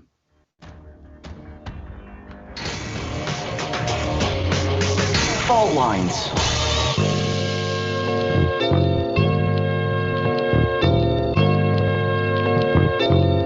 What's the most important hour of the day? It's the Critical Hour with Dr. Wilmer Leon. On this show, we don't just deliver the latest headlines. We divide the real from the fake. Tune in to hear from some of the most brilliant political minds of today. Get in-depth news and analysis that goes beyond the surface and digs straight into the details. Set your clock to the Critical Hour for a news perspective unlike any of those other guys. Tune in to the Critical Hour with Dr. Wilmer Leon, weekdays 6 to 7 p.m. Eastern, and catch us on Facebook Live. You're listening to Radio Sputnik.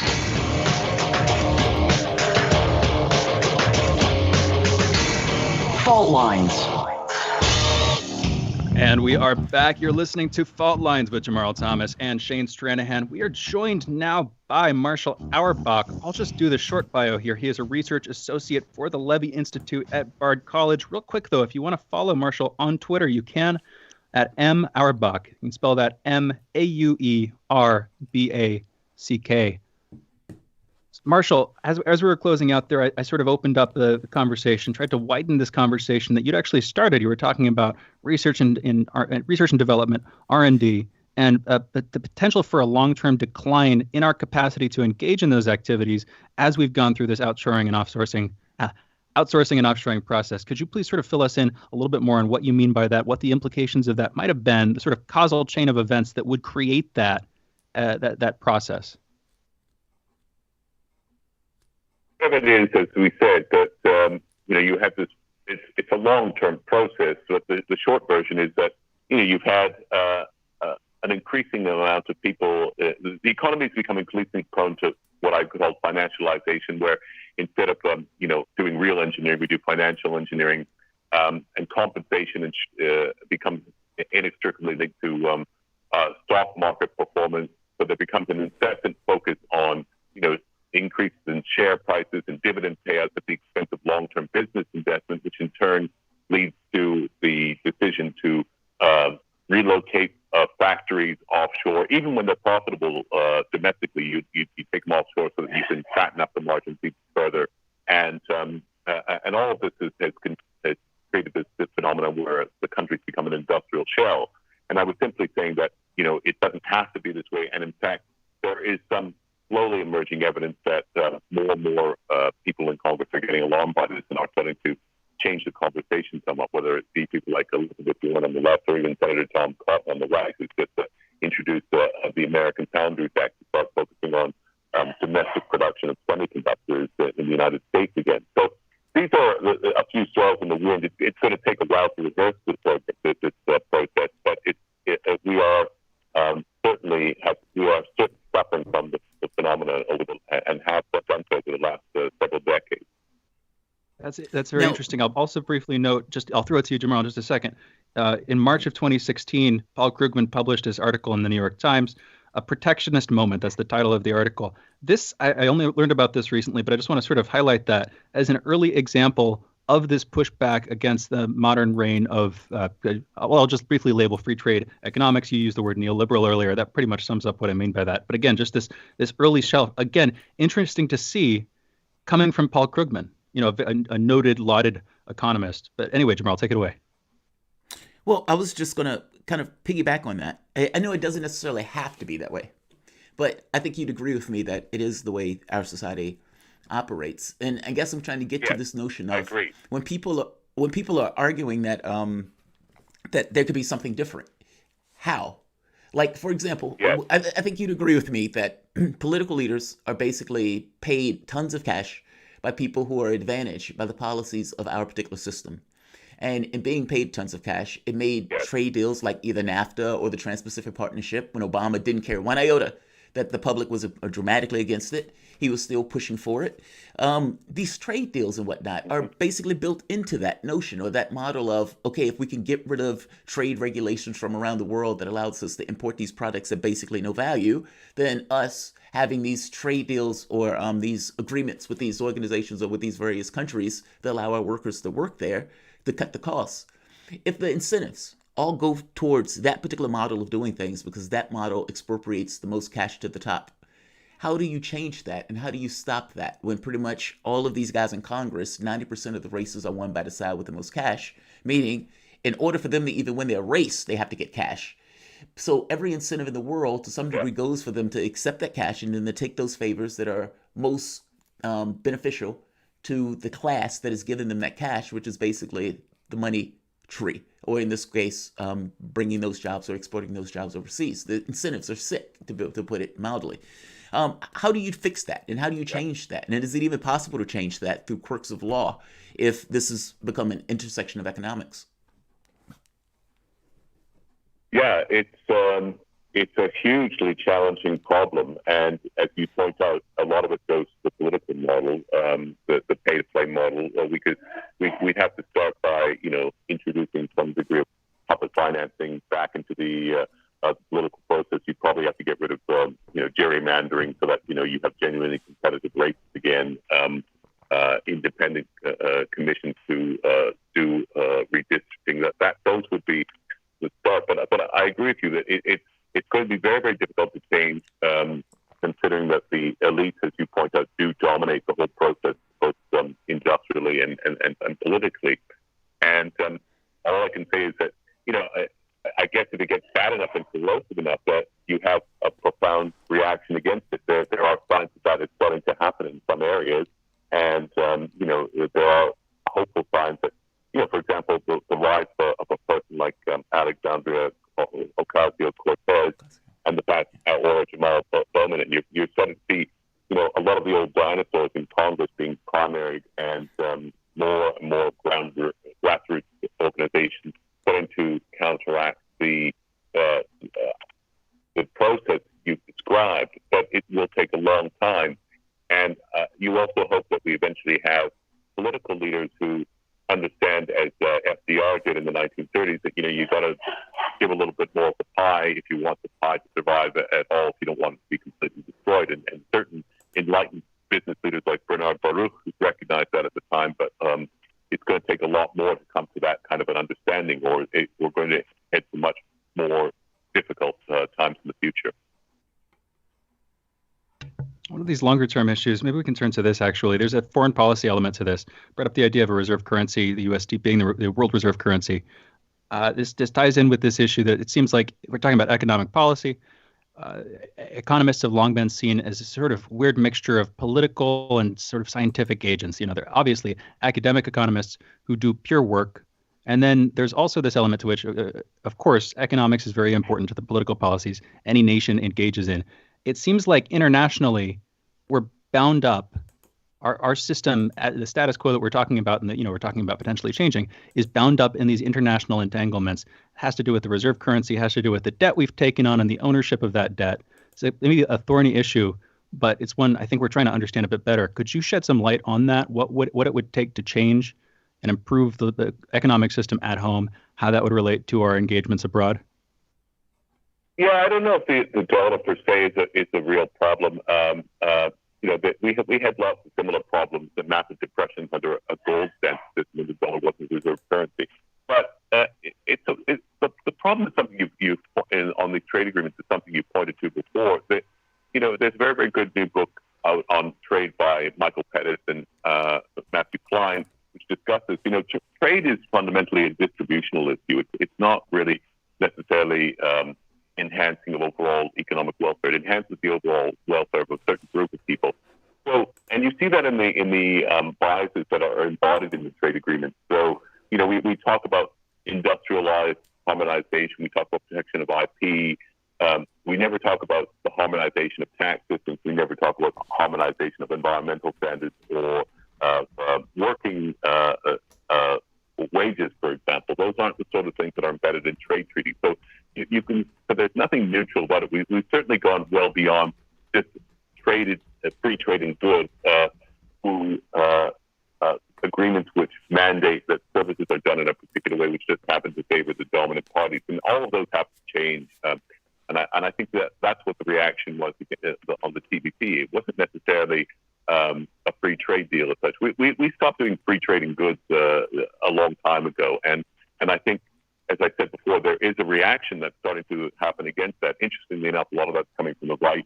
Josh Hawley, senator from Missouri, just wrote a piece suggesting that the U.S. should withdraw from the World Trade Organization, as an example. And that kind of thinking is starting to get a more respectable hearing than it would have done about 10 years ago. Would that get considered? Would that be called protectionism? I'm curious. Like, would other countries around the world look at those type of protection?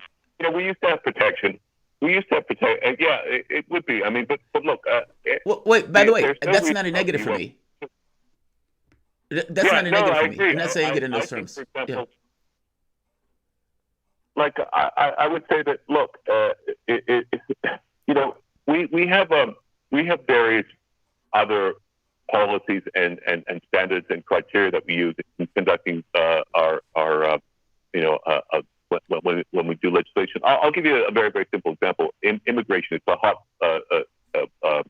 hot-blooded issue, I recognize. But I'll simply say that we don't have open borders in immigration because we feel that even though the lowest possible cost of labor might be a benefit if you liberalize the borders, there would be other considerations that could precede that, whether that be national security, social cohesion, wages, etc.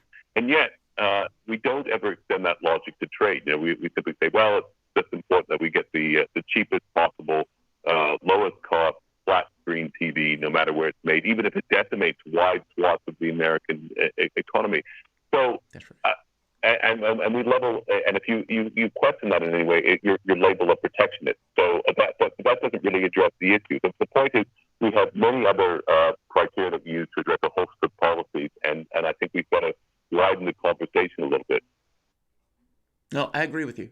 Honestly, I totally agree with you on this. I mean, tell me if I'm wrong. Tariffs used to be what we used to pay our affairs. I mean, we didn't used to always have taxes and whatnot. We used to pay our the government's debt, whatnot, off of tariffs coming into the country. Correct?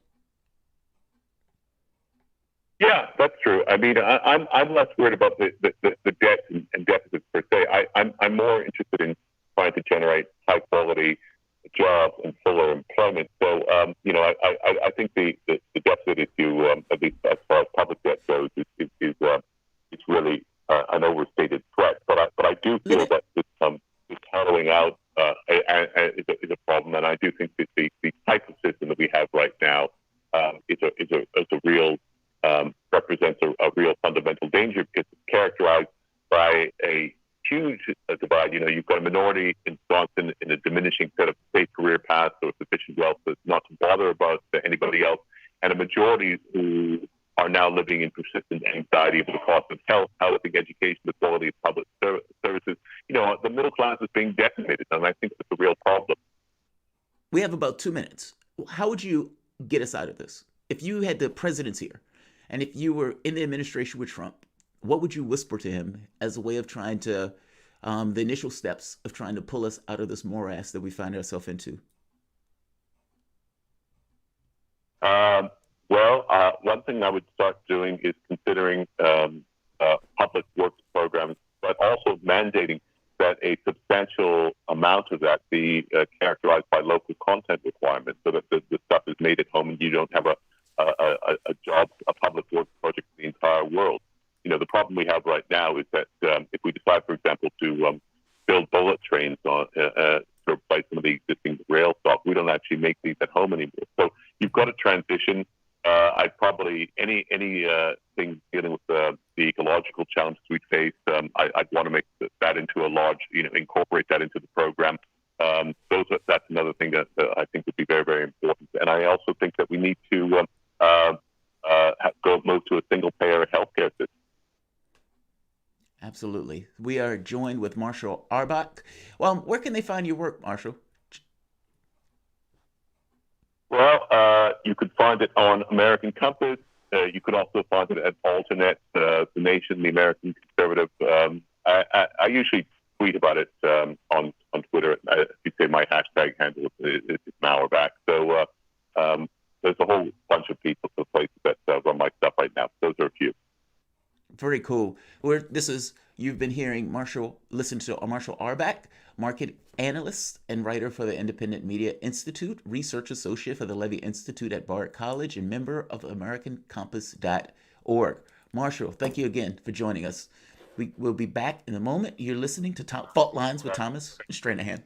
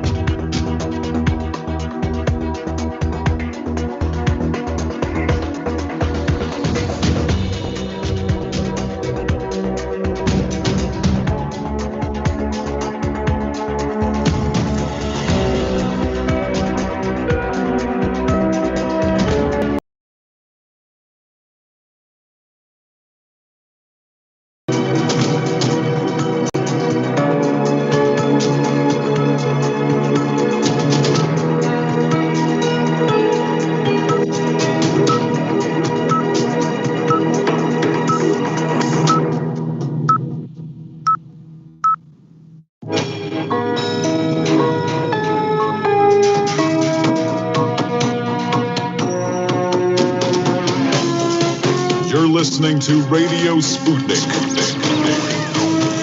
telling the untold.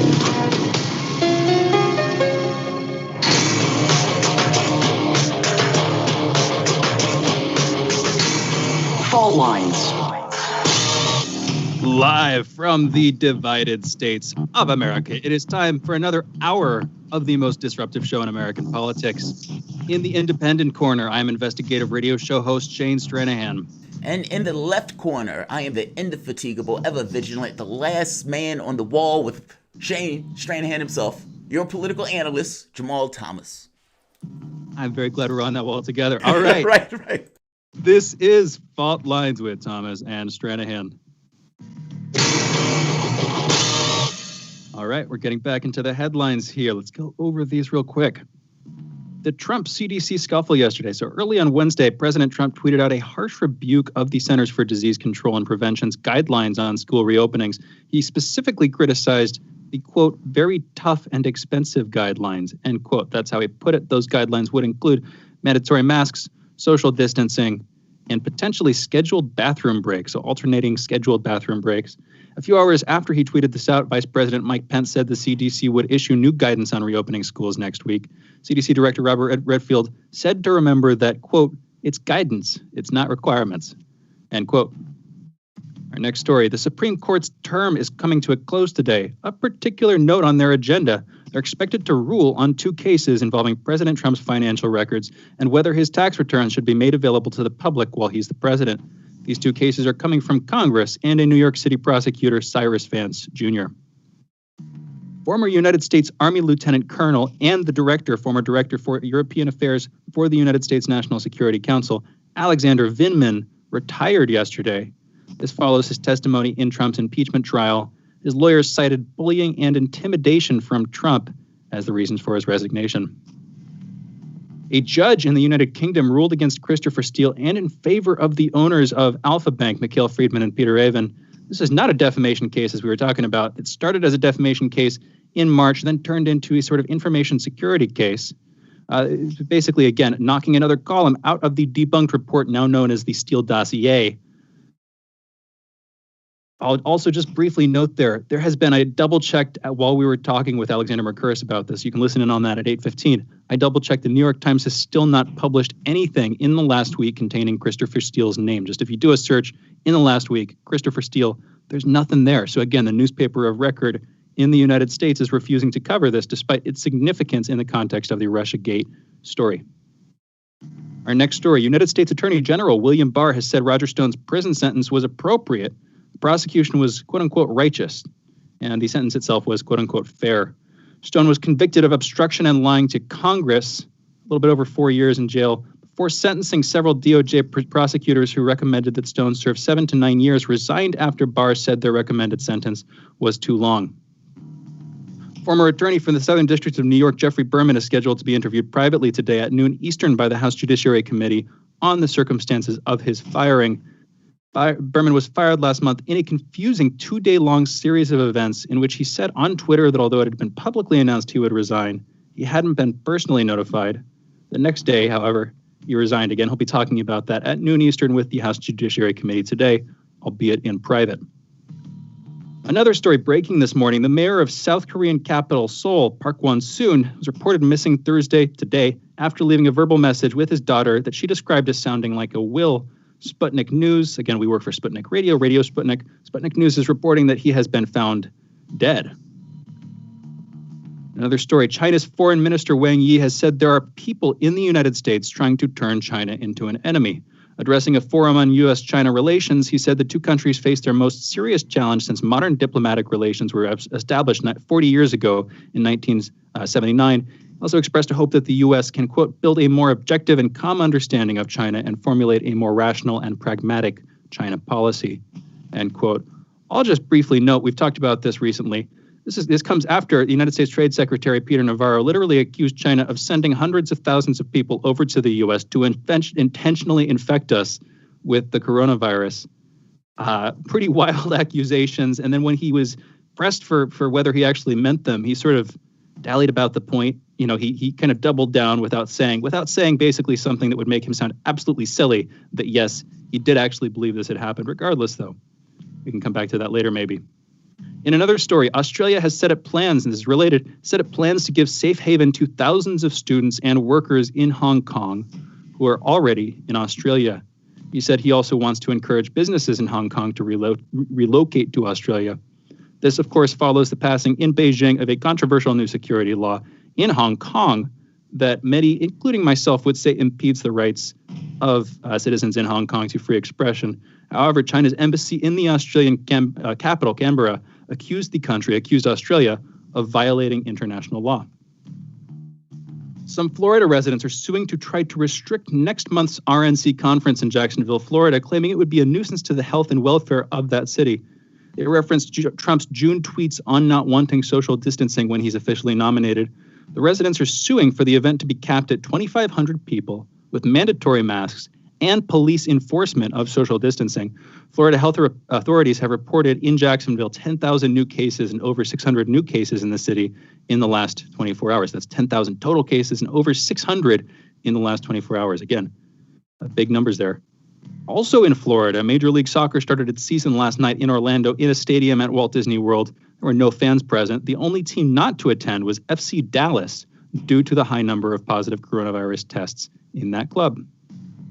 Our last story here, the Sanders and Biden Joint Task Force has published a 110-page document, and this is I'm going to give it all of Jamarl's flair, filled with lowest common denominator incrementalist proposals that Biden has no good reason to actually try to implement, but will be touted as a victory nonetheless. That's headlines. That's the news. You're listening to Fault Lines with Thomas and Stranahan.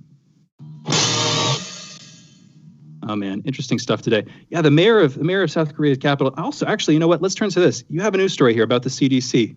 What's that story? So basically, the CDC is reporting that they will not be revising their guidelines and reopening the schools. The director, Robert Redfield, basically said, despite calls from the White House to do so. Because look, in real terms, right? If you're talking about, let's say, somebody who is philosophically set with the responsibility of dealing with our kids being safe, as compared to a president who only cares about his election chances, well, clearly you can't listen to the person who's working from this entirely from the self-interest perspective as opposed to what is in the best interest of our kids. And if you look around the world at those students who are going back to school at those various countries, Donald Trump again tweeted out that Norway yesterday, he was like, Norway, their kids are going back to school. Yeah, Norway has universal health care. Norway has an infection rate that is, if I'm not mistaken, barely in the double digits, if it's in the double digits at all. And if you want to look at many of these European areas, Italy, I just saw the tweet today. Italy basically is reporting 0 cases at some of the most prominent hospitals where they were being besieged before, 137 days, I think it said, after they were being hit at one of the largest hospitals. Well, those countries can open their schools because those countries did due diligence in ensuring that the virus was brought down to heal. Well, the United States is not there. And so Donald Trump is basically trying to force open the schools, trying to force these people to put through policies that would open the schools, despite the fact that it may end up getting kids killed. Like this is what I mean when I say dangerous. Like, he's the president of the United States, and he's basically trying to push for a dangerous situation to take place with our kids. It's astonishing that this is what's taking place here. Yeah, it's maddening that the president is doing this. So again, I'll push back on the dangerous thing, because you could say the exact same thing about the other side. I think I have a bone to pick with school in general. I don't like school. I think it's a detriment to our society, and that effectively it's a glorified daycare that doesn't actually teach people that much. But it's kind of another topic. Regardless, school though, doesn't teach people much. It's true. Yeah.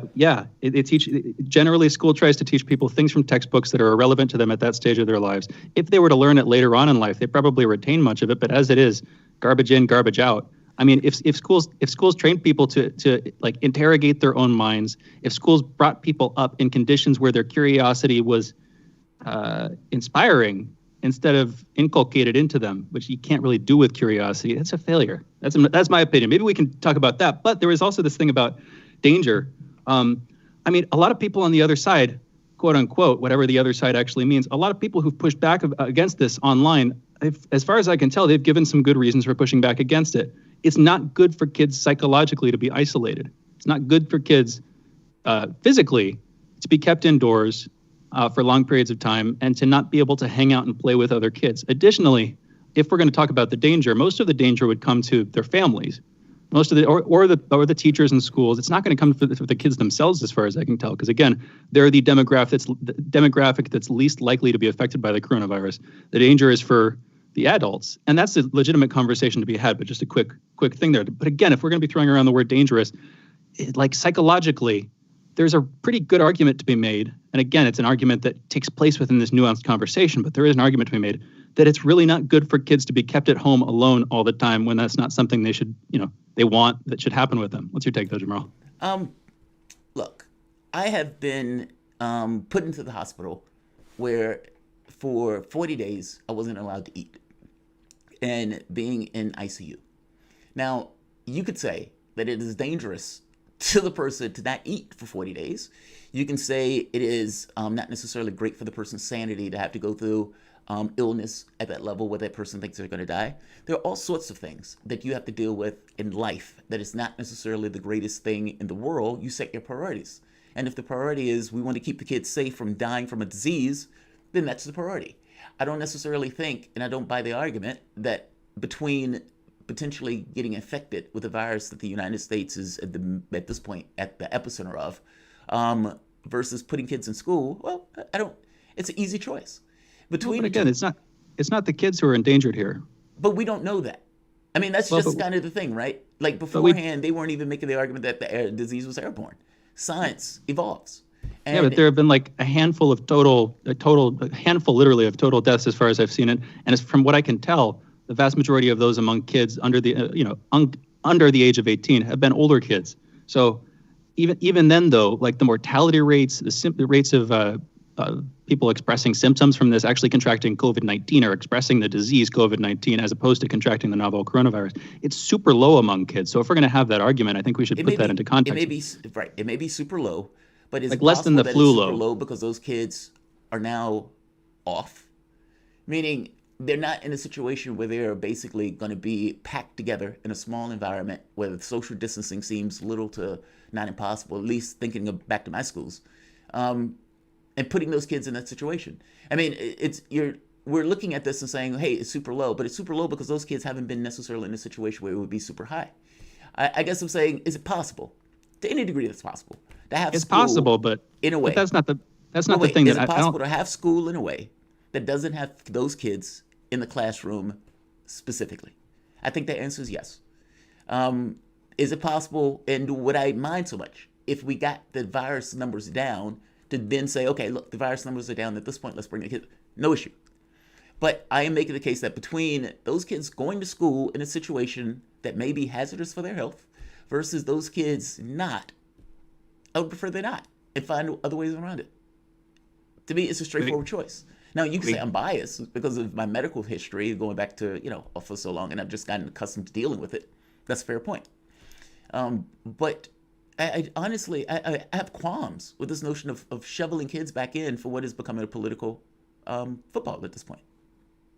Well, let's go into a break. We can keep that conversation. We're also taking calls, 202-521-1320. We see Rod from Philly on the line. We'll be back with you in just a minute, Rod. Regardless, we'll all be back in just a minute. Fault Lines with Thomas and Stranahan.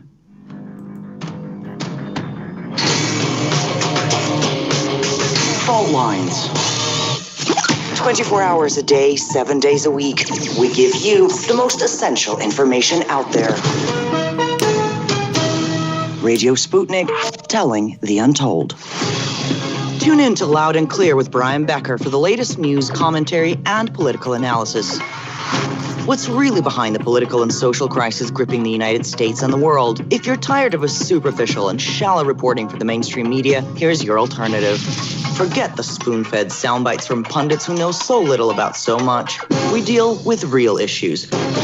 War in the Middle East, the military-industrial complex, U.S.-Russian relations, the rise of China, austerity, mass migration, global warming, and social justice movements in the United States and around the world, and much more. We bring you independent experts, analysts, and activists. Learn what really makes the decision makers take from the boardroom of Wall Street to the West Wing of the White House. Here is where the people fighting for chance speak and are heard loud and clear 5 days a week on Radio Sputnik and SputnikNews.com.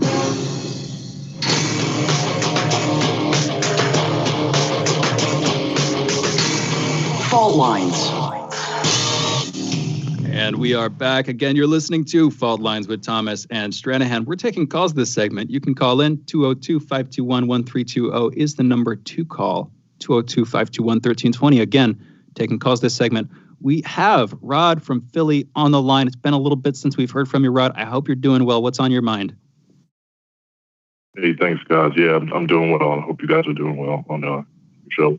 I just wanted to talk about the coronavirus a little bit. I was an EMT for about 8 years, and also I've been still in the medical field. I don't work hands-on anymore, but I've still been in the medical field. So talking about almost 15 years in the medical field. And from the very beginning of this, which was around February to beginning of March, I've been not so skeptical because the coronavirus is real, but I guess just more objectively looking at this. And when we talk about kids and going back to school, we know that the coronavirus hasn't affected kids. And we say, well, we don't know because, it hasn't been looked at enough. But, children get sick all the time. We have to look at these things in the context of time, pre-coronavirus to now. A lot of people look at the deaths. I mean, CNN's in a sick state of mind where they have a death counter on TV every day. Why do you have a death counter on your TV all day, every day, on how many people are dying? That's pretty sick. I never went to work and wanted to know how many people died today. Never. And I just wanted to say that, socially, it does really mess up kids that they can't go to school and, they have to be at home and say it's for their safety, but they can't reference another child who's been sick and whatnot. And as we all have heard in the last 2 weeks, they've already politicized the coronavirus. They said protesters are not spreading the coronavirus. Well, once you made a virus politically, then you effectively made all your other statements null and void. So I don't believe that the coronavirus itself is the biggest pandemic that they've made it out to be. As we see by the numbers, it didn't come to the fruition what they expected and their models and whatnot. And just the whole talk of the whole coronavirus and the politicization of it is very disturbing. Because we're not putting things in context. We're putting politicians in the hands of medicine and science when we know they fumble everything. So it's very disturbing. Thank you for the call, Rod. So yes, they've politicized it, just like they politicized wearing masks, and just like they've politicized hydrochloroquine. That's true. Look, let's stop pretending. Let's just stop pretending in this country that we have not encountered, or that the world hasn't encountered, things that in the moment are not the greatest, that you just have to endure. If you were in a wartime situation and your country was being bombed, you wouldn't be going to school, it would not necessarily be for the best of health, and you just have to endure it. If you were living during the Spanish flu, same thing, you would just have to endure it. We get into this country and we get in our little petty dramas that we involve ourselves in, that we call our lives, and something intrudes upon that, and it's, oh my God, the world is coming to the end because I can't do this particular thing that I've always done. It's temporary. I don't understand this notion that kids, you want me to tell you what's difficult for kids? Growing up poor. That's difficult for kids. We don't care about that. We know that it adversely affects their brain chemistry. We know that it adversely affects their living situations and the way that they look at the world. We know all those things. We know people die early as a result. We know infant mortality rates for people who are in poverty are dramatically higher, meaning kids dying because they don't necessarily have the things that they need. We know this. We don't care. And so now we're in this situation where it's like, hey, we need to do this thing. Let's keep these kids out of school for a bit, and let's maybe find another way for them to learn. And people act like the world is falling apart. It's temporary. I don't get this thought or this understanding that kids are going to somehow die on the vine. We have another call. Tarif from New Orleans. Tarif. Oh, go ahead. I'm sorry, Shane. Go ahead. You might want to respond to that.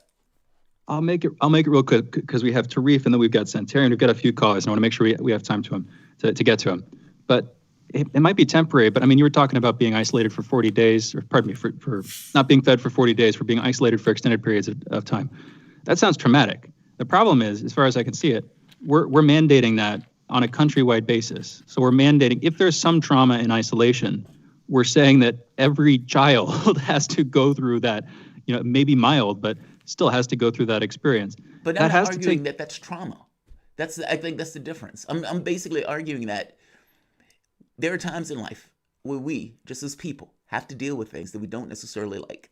It just is what it is, And those things are not necessarily beneficial to our health or our sanity, but it make us, in many respects, who we are, and we can transcend those things where it's not damaging and traumatic to the kid to sit at home and play Xbox.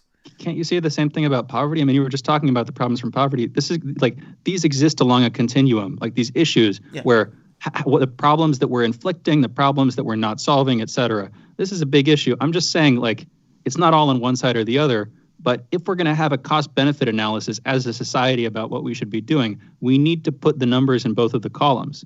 And it does seem traumatic. If you're a kid who's used to hanging out with your friends all the time, and suddenly for months you're forced to stay at home and very rarely see them, fairly infrequently get to hang out with them, that kind of thing. Your whole life is disrupted.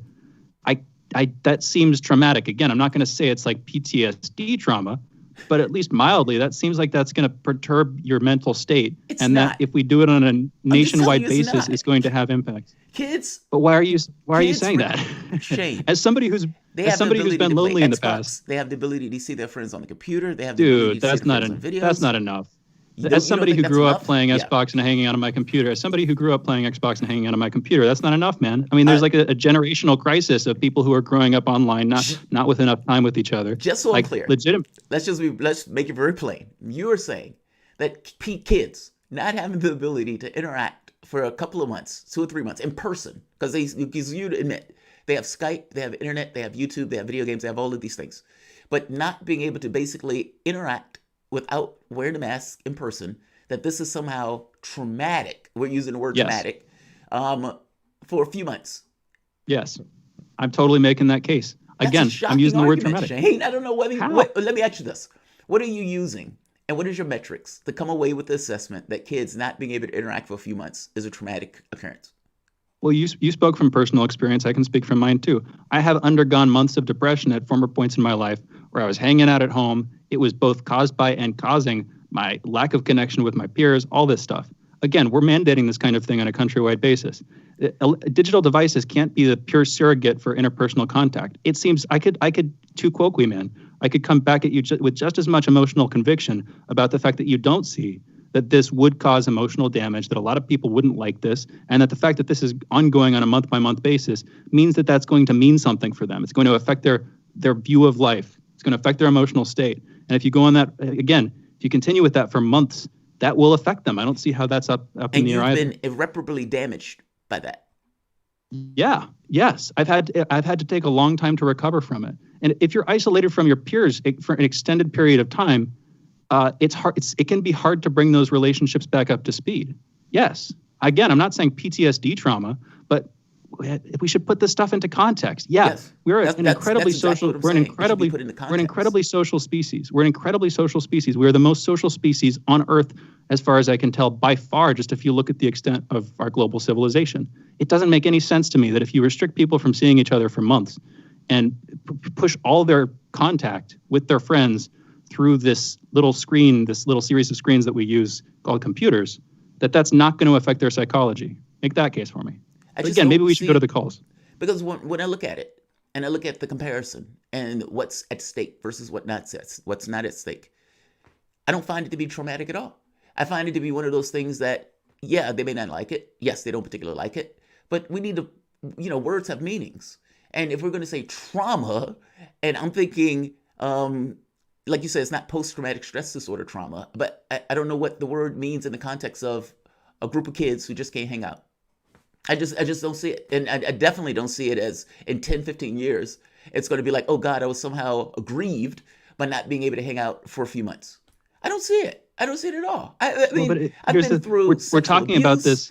I've been through illness. All of those things are just things that make you who you are. And life is always going to present you with things that you just have to deal with.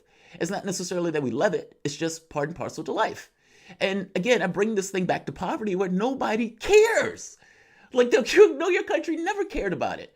And now, for a short period of time, it's like, hey, we need to, separate.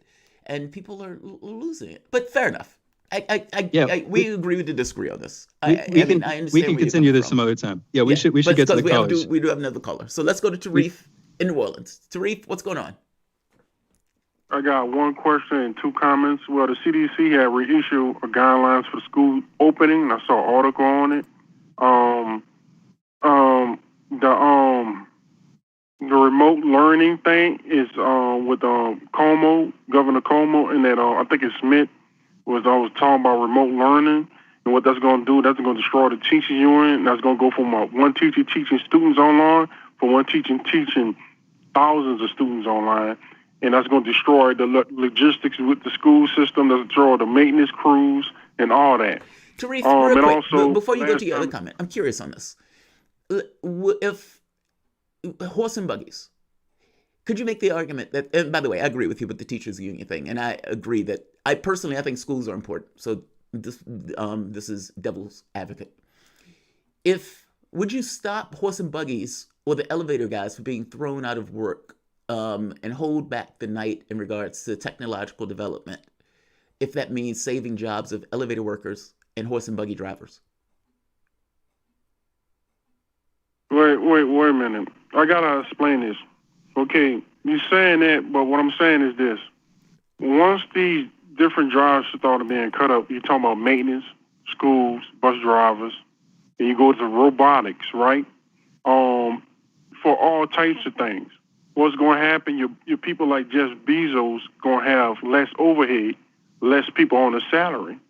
So these people, we're in turn by the year 2035 will become trillionaires because you have less overhead, less pensions they have to pay, less insurance they have to pay, less lawsuits, less overhead dealing with warehouses. Tariq, I do agree with you. Wait, I do agree with you on that. I mean, it's true. I mean, one of the main impetus of capitalism, maximize profit, and employees are expensive. That's the reason why they ship jobs overseas. Or, like I said, if you can put in a robot to do the job of flipping a hamburger for a nickel less, they put in a robot because it saves them money to have to pay for insurance, overhead. That robot doesn't get blue, tired, sick, doesn't have girlfriend issues, none of that stuff. It just flip the hamburger day in, day out in perpetuity.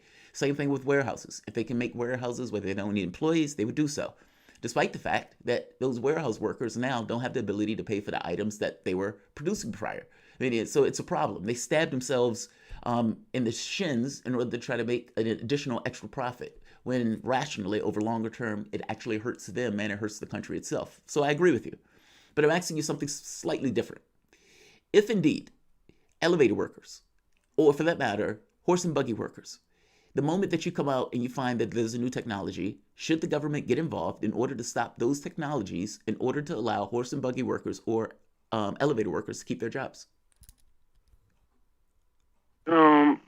I agree with new technologies, but if the technologies is focused on certain individuals will only benefit from it, then I have a problem with that. Fair enough. I like technologies. I like technologies where we can take the runoff water from the Alaskan mountain Yukon range and bring it down to the Midwest to green that. That would create jobs. Yeah. That would give people that's homeless jobs, and the people coming from the military and poor, and your convicts jobs. Tarif, I have to stop you right there because we're going to have to go to the break. But Shane, you have about 30 seconds. What did you think about that? Right? I mean, it is this question of the way technology pretty much goes, and you look, having the ability to teach multiple students at once. You can make an argument that that's not a bad thing because more students get to learn. By the same token, the other side of that is teachers lose their jobs. There's a lot to talk about here. We could talk about the history of the education system, how it was founded on the Prussian education system, which was basically training people to be obedient industrial workers, and how, as far as I can tell, that legacy, that residue has not been cleared. That's right. Since then, we're still living in that. That's a larger conversation. What comes on the other side? Man, I've been thinking about that for like 8 years, literally. That was the thing that like brought me to consciousness, was looking into school, looking into the contrast between where we could be and where we are.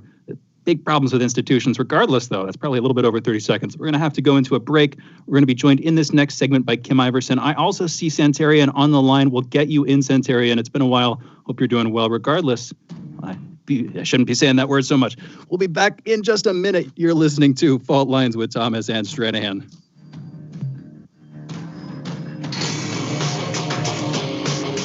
Fault lines. Tough questions are the most powerful weapon we have. As long as you have questions, we'll keep asking.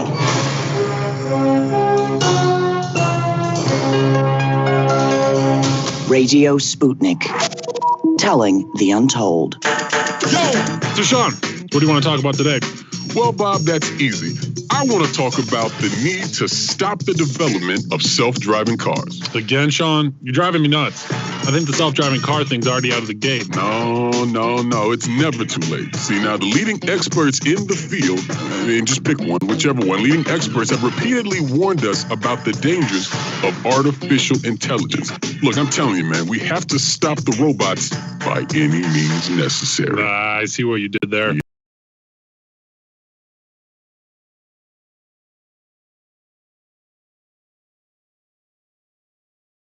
To our studio number, 202-521-1320. And if you miss us live, check us out on SputnikNews.com, Spreaker, iTunes, iHeartRadio, Spotify, or wherever you listen to podcasts and stay up to date on the latest political, social, and economic movements shaping the world around us.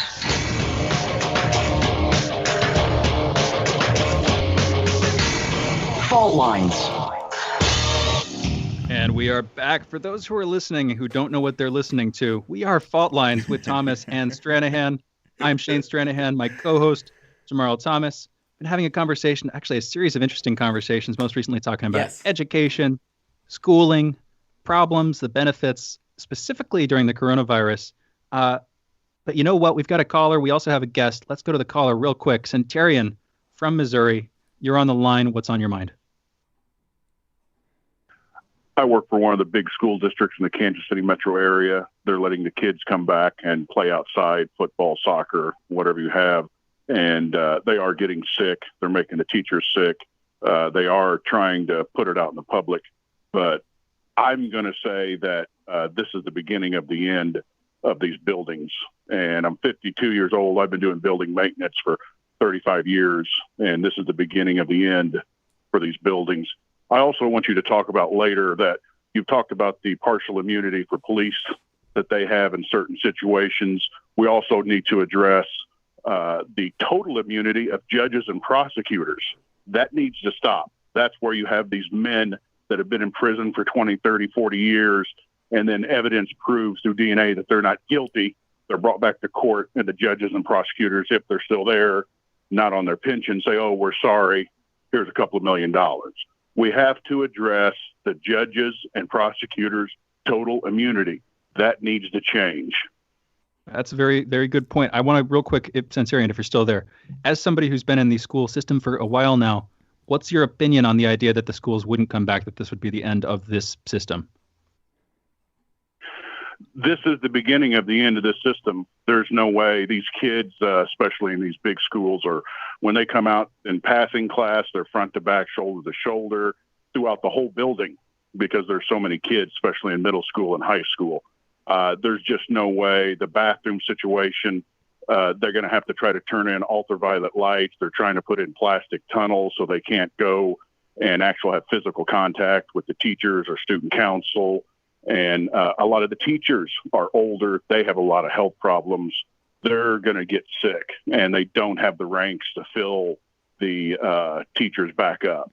And there is a shortage of staff in the schools because you have to pass such an intense background check because of the children. You have to be perfect. There can't be anything on you. And a lot of people can't do that. That's the biggest problem. And also, working in this industry, they turn the fans off to the heating and cooling equipment to save money. Okay, now the CDC says we got to turn those fans on 24/7 to filter the air and change all the air filters. That financially is impossible. You're talking $45,000 to $65,000 per building per month for electricity when they're turning it off. So if they run those things 24/7 and have somebody like me go in there and change the air filters, you're talking hundreds of millions of dollars more.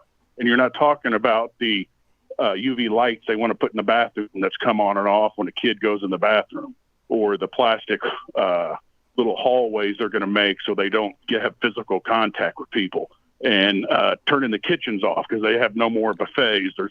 They bring pizzas to the school, hundreds of pizzas, and Centurion, that's remarkable. Have to be packaged.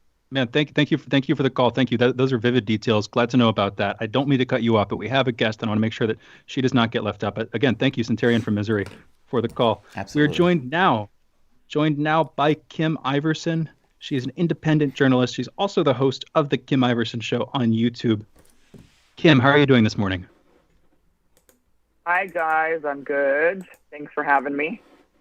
Yeah, thanks for joining us. Any opinion? I'm sure you were listening to some of the last stuff we were talking about with schools, education. I'm sure you heard that. What's your take on that?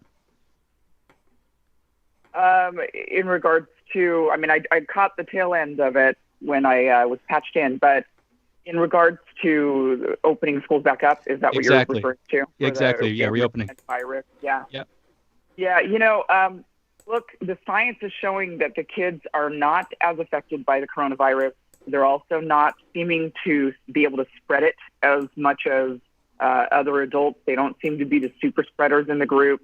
The rest of the world will have their children in school. And in much of Asia, a lot of the kids were never even really taken out of school. In South Korea, they did close the schools, but you have to remember the culture in South Korea is very different. They do have these every kid goes to tutoring in South Korea. So they didn't even skip a beat when it came to their education. I really think if we don't get our kids in school, and if we don't understand that it is absolutely imperative that we put them in school. And I understand people are very afraid of the virus. The virus seems very scary to a lot of people. But if we don't get those kids back in school, there's going to be some serious ramifications. And it's not just, they're going to have ramifications to their health. I mean, like the caller was just talking about pizzas. So we're feeding our kids pizzas in these classrooms, or what kind of nutrition are they getting at home? We know that the kids are not logging into their classes. They did a study showing that on average during this, when they closed the schools down, that kids were only getting their education 2 days a week is the average that they were even logging in. So look, this is the dumbing down of America. We will not be able to compete on the world stage. Look, all the kids in the world will still be alive because they don't seem to be affected by the virus, but the other kids around the world will be smarter. Europe has been able to figure out that, when they opened back up their economies in Europe, they put the kids in school first. That was the first thing they did because their scientists said this doesn't seem to be affecting the children. So there's really little risk putting them back in school. So why are we even, in my mind, I mean, this is just such a politicized environment that we're in, that just because Trump says, okay, look, we got to put the kids back in school, suddenly liberal America goes crazy and says, oh my gosh, this is the worst idea ever. Meanwhile, liberal Europe is putting their kids in school, and the scientists are saying, just to slightly push back on this. In Germany, there are 279 COVID-19 cases. In Denmark, there are 10. In Norway, there are 11. In Sweden, there are 283. In the United States, there's 60,000. I don't buy this argument that kids aren't affected. And if you listen to the caller who just literally called in Kansas City, basically said our kids are getting infected and our kids are infecting our teachers and the other people who are in the schools, and the means to which they're trying to either enforce some level of social distancing isn't working. I mean, the whole point of him saying pizzas was because they were trying to find a way to feed kids without those kids to somehow passing something that may come from the standpoint of the workers or whatnot. I mean, there are all sorts of provisions that these guys are trying to put into place that you might be able to put in, let's say in like a 7-Eleven, or let's say like a business or store, that have difficulty just by definition in making it work in a school. That has nothing to do with Donald Trump saying it. That has everything to do with it just being reality. I don't know if kids are super spreaders. It's very possible that kids can carry the virus and be asymptomatic. That may or may not be true. Whether those kids are asymptomatic or not, those kids can still spread it to their parents, to their grandparents, to the teachers, to the staff, or to the people who they're engaging, even if they themselves are not getting affected. Is that not true? They don't really have a whole lot of evidence of it. No, it's not. We don't know if it's true. I mean, at this point, they know that we do know much of where a lot of the virus is spreading, but when it comes to kids, the science isn't fully there yet with whether or not they're really spreading it. There have been a few studies done, and those studies have concluded that the samples that they used, the kids did not spread it. But, just like whether or not you can spread it, we don't have, for example, any science showing that you can pick this virus up by like touching a doorknob or touching tables or things. We don't have any scientific proof that you can catch this by touching things. Yet we still say, well, it's better to be safe than sorry. I don't think that's a bad attitude to have. It is better to be safe than sorry. But that's sort of the attitude we've got with the kids right now. We don't really have the science proving that these kids are bringing it around, spreading it around like they do influenza. We know that they spread influenza, but with COVID, it's not looking like that. But, you could have the attitude of better safe than sorry, but that's still not hard science. It's not hard enough science in my mind to say, let's just completely wipe out the education of children for the next, until when, guys? Till we get a vaccine? Now they're coming out saying that there's really no chance of vaccines even going to work. I mean, think of that. The doctors are now saying the immunity doesn't seem, look, I was hoping for herd immunity. I think everybody was hoping for herd immunity one way or another. I mean, whether they thought about getting it through just catching it and being immune or having herd immunity through a vaccination. Now the doctors are saying that's not looking like that's looking less promising since the antibodies seem to only last 2 or 3 months. So we're going to have to figure out a way to learn to live with this virus. It's not about the mutation. No, that part I agree with. That it doesn't last. I see what you mean. They're But just saying also the antibodies. It's not even about the virus. Yeah. Yeah, I agree with you. No, I don't disagree with you on that. I do agree that we need to find a way to live with it. I guess, for me, the kids thing, I guess, look, one of the callers, he made the point that these buildings are basically on their way out. And I think his point was, we don't know how long this is going to kind of be propagating in our society, whatever. And we need to make provisions in order to kind of deal with it. What about learning from home? I mean, like you said, Shane, you were home taught. And in being home taught, you basically, did that stuff remotely or whatever your family taught you in regards to homeschooling. I can get into it. Yeah. Well, it was a combination of homeschooling and unschooling. But here's the thing. When I was 12 years old, I was like, hey, I want more friends. And so I decided to go into school. So I went to school of my own volition and had an interesting about year and a half, in the seventh grade, tail end of seventh grade, all of eighth grade, beginning of ninth grade. Then I got my equivalency, started going to community college soon thereafter. My point is, I went in for friends. We don't have, as far as I can tell, a solution to that problem. Additionally, there's this larger conversation. How are you going to teach kids at home? Is it good to sort of depersonalize them? If you have these MOOCs, these massive online educational courses, if you're trying to teach people using that kind of system, I mean, again, there is this problem of how are they going to interact with somebody? Ideally, this is the super ideal sort of abstract utopian scenario. Ideally, schools would have complete one-on-one interaction, monitored interactions, and nothing bad is going on. But you'd have one-on-one interaction between people who know what they're doing and interested kids. That's the ideal. Any direction we can work towards, any way we can move in that direction is going to be good, I think, for the school system. But regardless, there is this problem of people interacting with other people, and how kids really need that. So even though I don't like school, even though I grew up, kind of resisting the school system and when I was 18, 19, the real thing that struck me into being or whatever, and this sort of existential sense of caring about the world was looking at the school system, looking at problems with the school system. With all that being said, we need interaction. We do need an education system. And then even more importantly, practically maybe, there's also this conversation about daycare, what parents are going to be doing if both parents have to work and the kids need to be, taken care of by somebody. That's a lot of what school has become. Those are larger questions, though. I didn't mean to take up the last minute we have before we have to go into the break here. But regardless, you're fine. We're gonna go into a break. We're joined by Kim Iverson. We'll be back with her in just a minute. You're listening to Fault Lines with Thomas and Stranahan.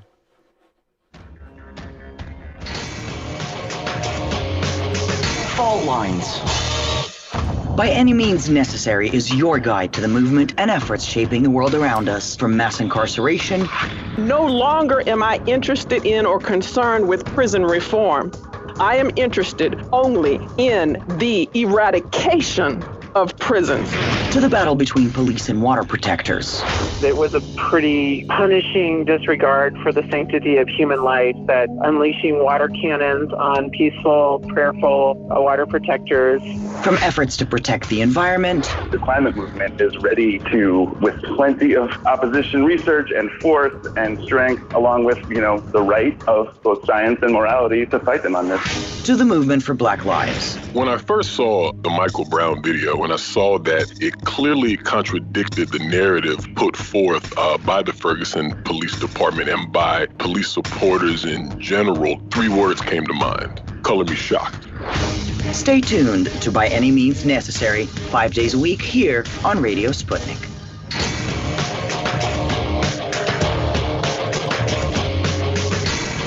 Fault lines. We are back. You're listening to Fault Lines with Jamarl Thomas and Shane Stranahan. We're joined now by Kim Iverson. Kim, real quick here, maybe a non sequitur, but our producer is saying, you're no longer on Twitter. Is he right? What's going on there? Yeah, well, I always leave Twitter. I always get back on and leave. But yeah, I'm not on Twitter anymore. I had to quit. It's an addiction. Twitter's an addiction. It's just an unhealthy place to be, I feel. What happened? Did something happen that you were like, okay, I'm done? It was like 2 a.m. eating ice cream. You was like, yeah, I need to stop this. What was the ensuing event that threw you off of Twitter? I mean, nothing really ever happens. For one, I get accused often of being a totally different person on Twitter, and that is something that I am a bad texter. I'm a bad emailer. I'm bad over text. I come across as very angry, completely. I just, for whatever reason, everybody in my life, they get very, when I used to host a radio show, my producers actually refused to text me. They learned not to text or email me because they said my responses made them think I was mad at them. And in reality, when they would call me, they'd find I wasn't mad at all. And so I come across very harsh over text, apparently much different than I do when I'm actually able to explain things. So it's a bad platform for me, for one. But 2, it's very addictive. And the loved ones in my life got fed up with me just sitting there looking at my phone, doing, tweeting and reading and all that stuff. And so, they always put a stop to it when I seem to go overboard with my consumption. So I had to get off of it again. This time I think I have to leave permanently because the family's staging an intervention. Wow, it's that bad. It's funny. I organize my show through Twitter. So when I'm sitting there looking at it, I'm looking, when I organize my show ideas. It's kind of like on my Twitter platform, and I go back later in order to kind of figure out what I want to talk about. It is addictive. It really is. I mean, you have all of these little conversations that take place of bits of information that are being thrown out there that you kind of get to work your way through. But I want to move to Trump. So let's talk about Trump.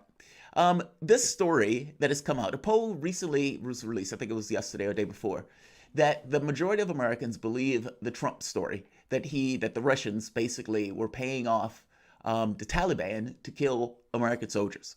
Now, as the story went on, you found out early, bit by bit by bit, that this was an anonymous source, that this source was most likely information coming in from the Afghans who don't want the United States to leave because I think they understand that their government is going to collapse without the United States being there, kind of like a Vietnam thing.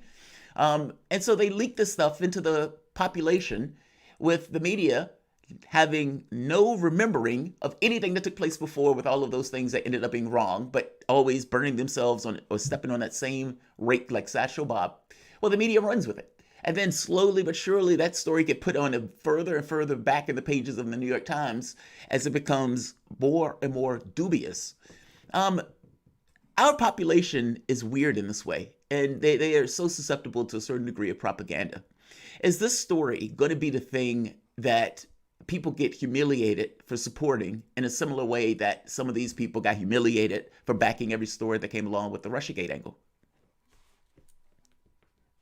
I don't know. Did they get humiliated? I don't feel like they did. I feel like everybody gets away with it.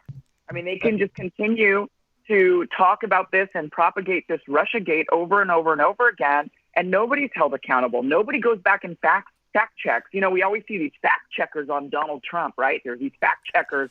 They're always doing this left and right, saying, oh, he's full of lies. Yet they never go back and get fact checked on their own stories that they've been talking about since 2016. We've been putting up with 4 years, even 5 years, you go back to the election, of story after story after story that has sure enough come out to be absolutely uncorroborated. There's no evidence to what they've been saying all of these times. And every time they've done all these independent investigations, you know, they put special counsels on these investigations, and nonetheless, nothing has turned up anything of any substance. But nobody is held accountable for those lies. Nobody's losing their job for those lies. I mean, but yeah, this is just another one of those. They clearly, there's people with invested interest in staying in Afghanistan, from the Afghans themselves that don't want the U.S. to leave, that are helping prop up the puppet government that we've sort of installed in there, when really, in reality, unfortunately, whether we like it or not, the Taliban is the government of Afghanistan. Then we've got, of course, the American war machine that has no interest in losing their funding, losing their contracts, losing all of the money. War is a money-making machine. And then, of course, we've got those who have an invested interest in the Iran situation, who would like to continue to see Iran circled, right? We've got to keep them surrounded. And so we can't leave Afghanistan if we're eventually going to try to wage war on Iran. But yeah, the sources are very shaky. They had Business Insider chatted with 3 Taliban in U.S. custody. So what did they know? Who knows? They're in U.S. custody. They're being interviewed. And so they're sitting there saying, yeah, the Russians, yeah. I mean, of course, what are these guys going to say? The whole thing is just we deserve the proof as the American people. They've done this to us since after World War II, putting us into war after war after war. And I think it's about time the American people start demanding to see the proof, rather than just blindly believing the media and blindly believing the intelligence community. And, time after time, they've continued to lie us into war after war. So there's this interesting, I want to change topic very slightly, but you can pivot on the last part of what you were just saying there. One story that I think is an exception to that has been the Epstein story. In the last couple of days, Ghislaine Maxwell arrested. This comes after misreporting apparently about her location. Less than a month ago, it was reported that she was living in Paris in a sort of luxe apartment. Apparently, no, she was back in the continental United States. But again, after the story, after Epstein's suicide, the internet was awash with memes about how Epstein didn't kill himself, all this stuff. So it seems like for the most part, you're right. But in some cases, with some of these stories, there are these weird breaks. Now, those breaks are exciting. I'm sure they're frightening to the legacy media, but they're exciting, of course, because they represent the opportunity, even if it's been rare, to sort of puncture that bubble. But I've seen you talking about the Ghislaine Maxwell story specifically recently. You were talking about whether she's a foreign operative. We've been talking about this recently. We've had William Craddock on. We'd love to get Whitney Webb back on soon to talk about that. She's done a lot of great reporting. What were you talking about with that story? Yeah, I mean, there's a lot of evidence pointing to the fact that Ghislaine Maxwell is likely, or was likely, working for probably the Israelis. They've got a lot of invested interest in gaining blackmail on world leaders and people of influence inside of those circles. And when we look at it, we see, where did Epstein and Ghislaine get their money? How were they able to live these lavish lifestyles without really anybody understanding how their fortunes were made? And it wasn't, especially with Epstein, he didn't inherit it. It's one thing if he just inherited all that money from a wealthy family member, but that wasn't the case. And yet all the people that they were gaining blackmail on, or all the people involved, many of the people involved were people with spheres of influence, and particularly government, inside of governments. And if you're operating a ring like that, there's always, especially if you're going to be bringing in others, if you're yourself just kinky, pervert, whatever, then you kind of keep that to yourself, and it's more about the girls you've involved. It's the scandals that break, that are involving these kind of rings, they're usually, a couple or a few people, and then then they've got all these girls and stuff, but they don't go after high-profile people. The list of names that they went after is very suspect. It's why would you bring in these people that are in spheres of influence? And, there is definitely a big reason why a nation that was created out of thin air in the 40s, like Israel, why they would need to have as much support from foreign governments as possible. It's very clear why they need support from the West in order to back up their position and their right to exist in that region. And, all of the evidence is pointing to that. Her father was Mossad, well known. I mean, it was never really confirmed, but it was pretty much confirmed at the time of his death. He had a funeral in Jerusalem. It was heavily attended by Mossad agents. The prime minister eulogized him and said he had done more for the country of Israel than people would ever know, probably because he was a secret Mossad agent. So all of it is pointing to that. But of course, the one thing you won't hear the media talk about, they are talking about the conspiracies around the deaths, and they are reporting on Ghislaine. But I don't think we're going to see a lot of these reporters pointing at Israel. I don't think we're going to see a lot of that. They won't investigate that. No, I suppose they won't. We only have about, 2 or 3 minutes left. What are the main stories? Has there been a story that has been, because you run a channel also, you run an extremely popular channel. What are the stories, or what has been the story that over the last, let's say, couple of weeks that has enraptured you, where you thought, wow, this story is extremely important, but the media is not necessarily paying that much attention to it? I would definitely say both COVID and Ghislaine, I think, are stories, the Epstein saga, people are on it right now, but they're not really connecting the dots or asking the big questions of why would they operate these rings and kind of getting to the nitty gritty of that. I think that we're going to be shielded from that simply because of the special interest inside of our media and inside of our politics.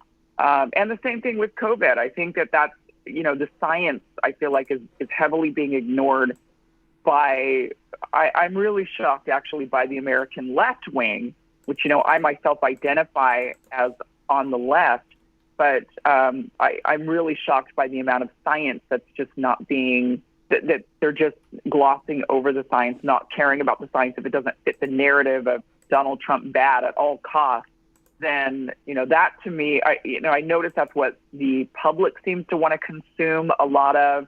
Of course, there's a lot of censorship going around about that topic in particular, that, we're all being limited. But yeah, I think that those are that's right now the big, of course, Russia is always a big one, right? Everybody, for whatever reason, continues to buy into this Russia gate, no matter how often we seem to debunk it or show that it's just, a bunch of baloney. Everybody still seems to eat it up like it's the only thing they're being offered. So I think those are the big ones. Excellent. So we are getting to the end of this. We have about 1 minute and 30 seconds left. Where can people find you, Kim? Where are you hanging out? You're not on Twitter, apparently. So where can people actually find your content? Well, you could definitely go to YouTube. That's where my show is right now. It's also on a platform called Rockfin, and I'm actually launching another platform here in a month or so. But you can just go to KimIversonShow.com, and that'll take you to that route you to the YouTube channel where you can actually watch things on YouTube. I'm trying to sort of diversify because I'm being censored so much by YouTube. They've definitely throttled my channel, limited my channel. YouTube is big on censorship right now. And then a lot of the big tech platforms are really talking a lot about censoring and deciding on what they think real news is and what fake news is. Well, we're going to have to end it on that note. Kim, I really do appreciate you coming on. We have independent journalist and host of the Kim Iverson Show on YouTube. This is Thomas and Stranahan. We made it through another one. I want to give a shout out to the engineers, our producer, and we will see you guys tomorrow. Fault Lines, Thomas and Stranahan.